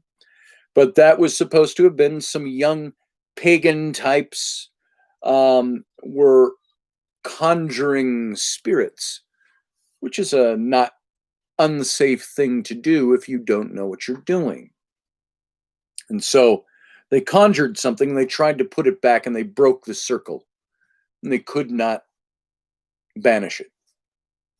They had to go to some of the older, some more seasoned pagans, Wiccans at the festival, and get them to bind the energy, which they did. And one of those fellows was actually Jacques Martin. He's on my my Facebook page. He commented on that this morning. But they couldn't banish it. They had to bind it. And they drove it it ended up in the pavilion stage and the upstairs floor, which is all open air. There's nothing up there, with the railing all the way around it, and there's a roof over it. But that's where it's been bound for 20 years or more. And it's still there. And I get chills now thinking about it, because last year we got noises from up there. It's speaking Audrey's name and other things. So that entity is still there as far as we know, bound by the binding spell ritual they did. It's been there for 20 or more years. So these aren't just urban myths of the Renaissance Festival. These are things that actually exist out there. So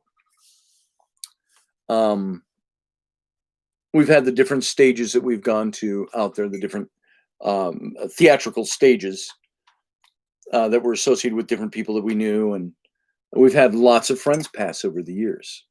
You have a group of 200 entertainers that you've known for 25 plus years. Some of the people out there have known each other for 40 years out there, almost 50, some of them. Some of those older timers have been some of the ones that have passed on. People know each other. It's a family out there. And so you could go through quite a long list of people we've been close to that have died and out there. And so when you get to a stage where it says everybody's here, just a couple of months ago, a very good friend of ours, all of ours, Brian Murphy was his name. He passed away. Brian Murphy was not much older than I am. I think he might have been the same age to a year or two older than me.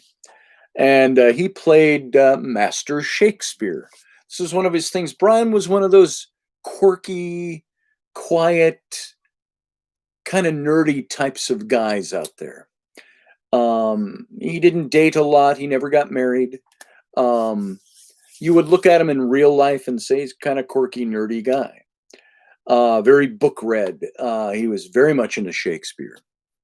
And of course, the Renaissance, because he played at the Renaissance. And he played Master Shakespeare. So he would dress up like William Shakespeare.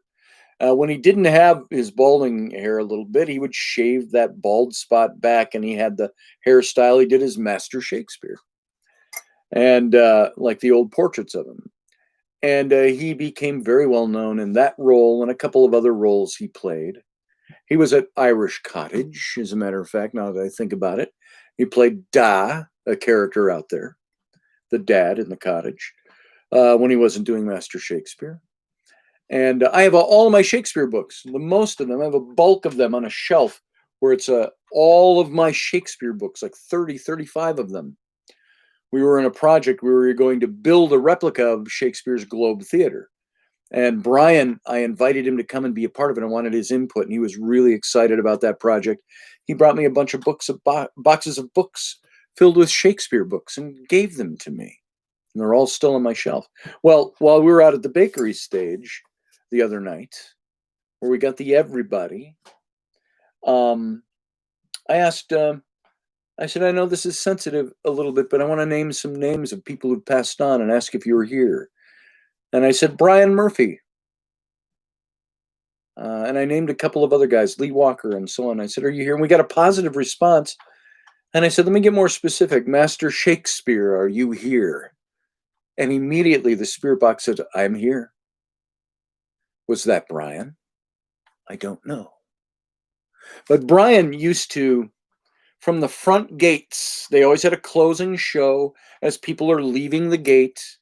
And at 7 o'clock in the evening, the Royal Guard up on the knoll would fire the cannon. That's the closing cannon. We'd fire it for the opening of the show and fire it at the close of show. And it would always be, you don't have to go home, but you can't stay here. And, we'd fire off the cannon. And Brian Murphy and there would always be the king and the queen, and all the nobles are up on the top of the gate talking to the audience, doing a closing show. There was a show for about a good half an hour, 40 minutes there at the closing gate. And Brian would always read from Shakespeare. He'd recite, our revels now are ended. These, our actors, as I have foretold you, are all spirits and are melted into air, into thin air. And he talks about how that passage is with our little life is rounded with a sleep. And as Master Shakespeare, he would do this every year at the close of show. And so Brian was well known on the bakery stage as well. And in the opening, we'd have cast call in the mornings, an hour before opening gate. And he'd lead us sometimes in Swing Low, Sweet Chariot. That would just get us all warmed up. We'd all sing that song. But Brian was well known there. And when they said everyone is there, could that have meant that everyone that we knew and loved who had passed on from the festival was there that night on the stage? I wish I'd had more people. Jimmy and I were trying to dredge more up out of that. Lee Walker, yes, he was one of the old timers. Very involved in that show, and good friend of Jimmy's, and he came forward. Somebody said, yes, I'm here.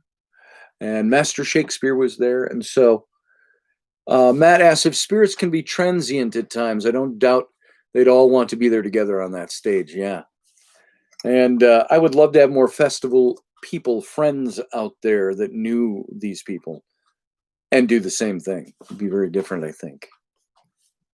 The spirits who wanted to be there in the moment. Exactly. Yeah, everyone. What do they mean? There's no way to qualify that. That's the problem. Other than to say, we got these voices, we got these names, we got acknowledgments. So were they those people? Don't know for sure. I'd like to think it was. So anyway, we didn't do any readings today. I'm not going to do any readings today. I'm sorry if you were just hanging on for a reading. Not going to do readings today. But why don't I do this? I will do one card right now. Let's see where I put my deck.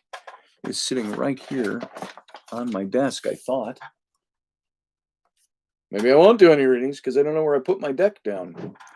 Last time I had my deck in my hand was when I did readings last Sunday. Let's see. Oh, I know. I was going to bring it on Friday night to the festival. I was going to bring my deck. And I had it in hand and set it down. So it just might not even be here. Hang on one second. Let me see if it's over on this side of the desk. Nope, I don't see it. Well, I guess I won't be doing readings at all today. I was going to say maybe I could do one reading on our way out. I have more than one deck here, but that's the deck that I use the most.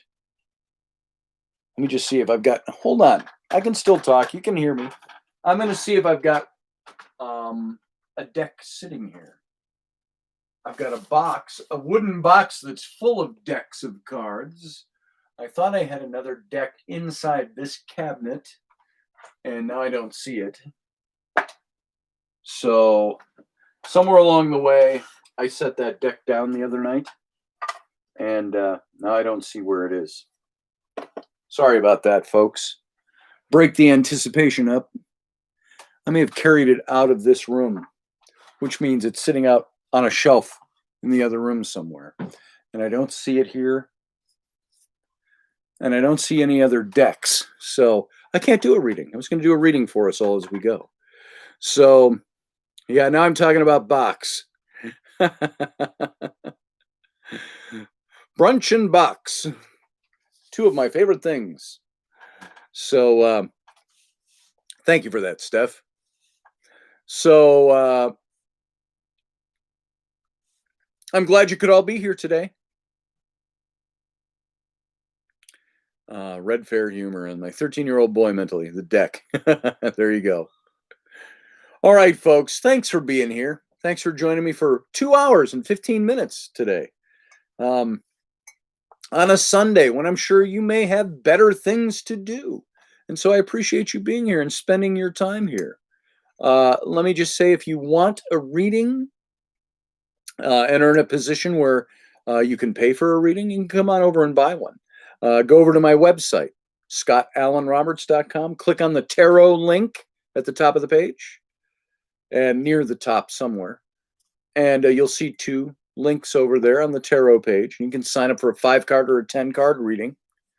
And go ahead and click on those, make a PayPal payment, and contact me through that'll come to me and a way to contact you, and we'll set up a good time for you. And thank you, Matt, for putting that in there. You can also go over to my Etsy page. And that's, I think Matt might throw that in there, etsy.com/shop/Mr. Scotty Roberts. I'm sorry, shop/Son of a Patriot is my Etsy page. There it is. Thank you, Matt. There's a new shirt I put up, and I only put this up. It was kind of a joke, and maybe I'll put it up on my Facebook as a main link. But somebody who likes to criticize me for my politics. It's somebody who actually invited me to an event that they put on 10, 11 years ago. And I was there as a guest speaker. I've known this person throughout the years, but over the last 3 years has come to really dislike me because of my political stance on things. And this person said they only show up when they want to disagree with me about something politically. And I said, well, welcome back. I haven't seen you for a while. And that person says, I haven't gone anywhere. I just like to come in because of your, what did she say? Your, and she said, I intend to be fully bashed now by your Scottyites, because she called me supercilious, I think it was. And so I put up a shirt that has the logo. You remember the red logo? That's the silhouette of me wearing my hat. That was part of my logo, my face and my hat. So I put that on a shirt with unabashed supercilious Scottyite. And then the website in small print down below. So you can go take a look at that. That's the most recent shirt I added to my shirts over on my Etsy page.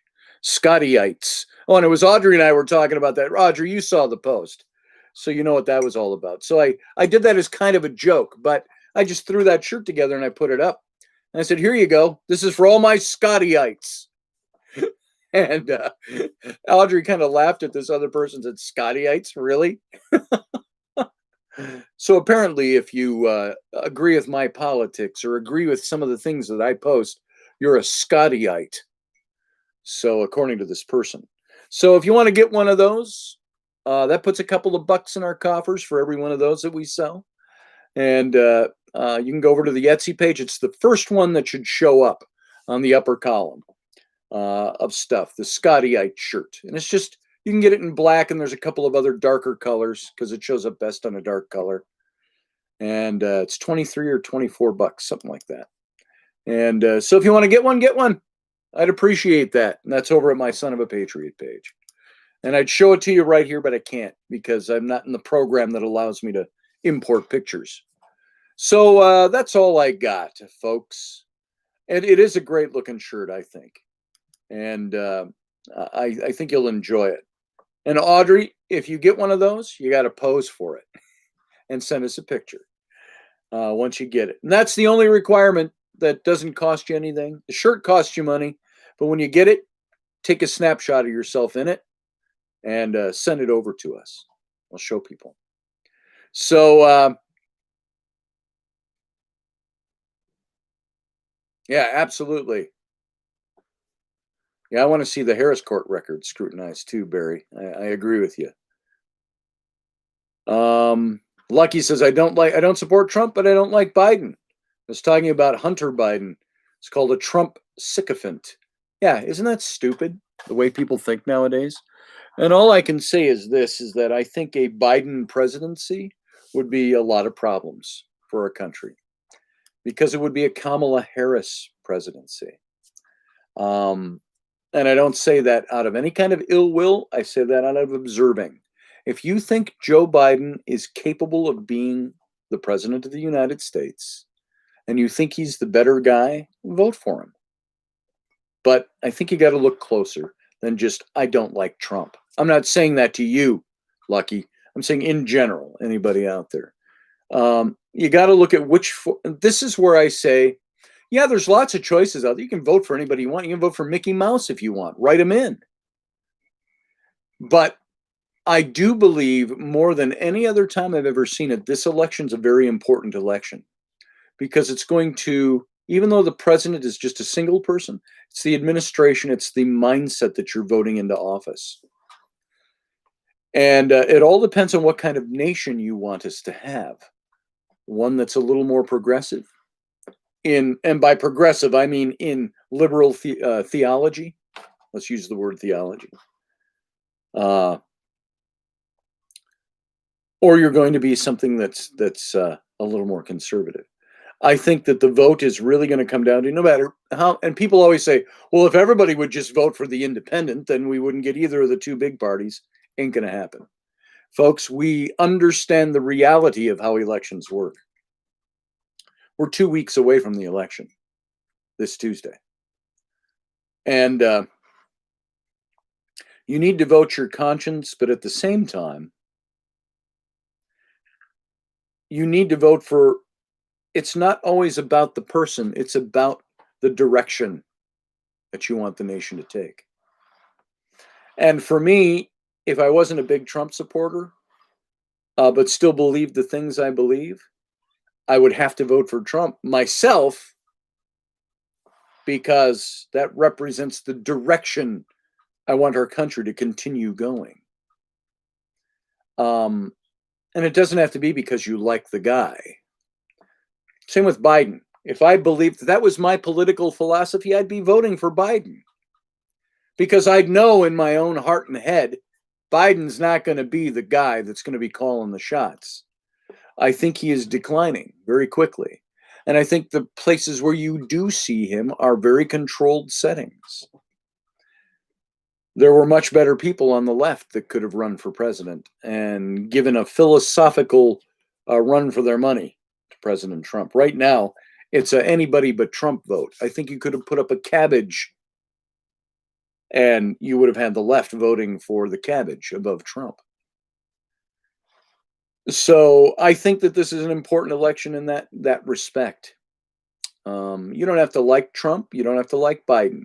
But you need to vote for where the direction you think this country needs to take. Because it's going to come down to that. And if you are an observer of things, you'll know this. So there you go. Socialist control or freedom republic. That's pretty much it, Matt. That's pretty much what it becomes. And that's a pretty deep topic all by itself. So it's not just rhetoric. So there you go. I'm going to leave you with that. I was already done. I don't want to get into talking about politics. We'll be here for another hour talking about politics. So, folks, thanks for being here. I will see you tomorrow night for Intrepid Radio. Every night of the week, Monday through Friday, 9 p.m. Central Time, 10 p.m. Eastern Time, 7 p.m. West Coast Time. Come on over. Watch the show right here on the YouTube channel, also on Odyssey Radio Network for the audio version. And we're going to get back into talking about, well, it was kind of the source of the devil, the sons of God. We left off on Thursday talking about the Son of God, Assyrian style. We were talking about where religion evolved from 6,000 years ago, 7,000 years ago, to where it is today. A religion that has the personal God. So there you go. So we'll see you here during the week. I hear a child yelling. So that's all. So I'm going to go. You guys have a good day. I'll see you tomorrow night. Thanks for being here. Wait, before I go, I'm just going to see if Raini is still here. I hear her calling Mom. Hey. Is Mom here? No, What's she calling for? Why is she screaming? because she's being a jerk to her. Oh, okay. And you're not? Okay. Stop, Flynn. Sorry, folks. Just kid conflict. One was calling for Mom, and I thought Mom was here. So that's all. I was going to have her come in if she was home. So she's going to be gone, I think, most of the afternoon. So that's all. Going for real now. Goodbye. I'm going to end the stream. We'll see you tomorrow night. See you later. Thanks for being here.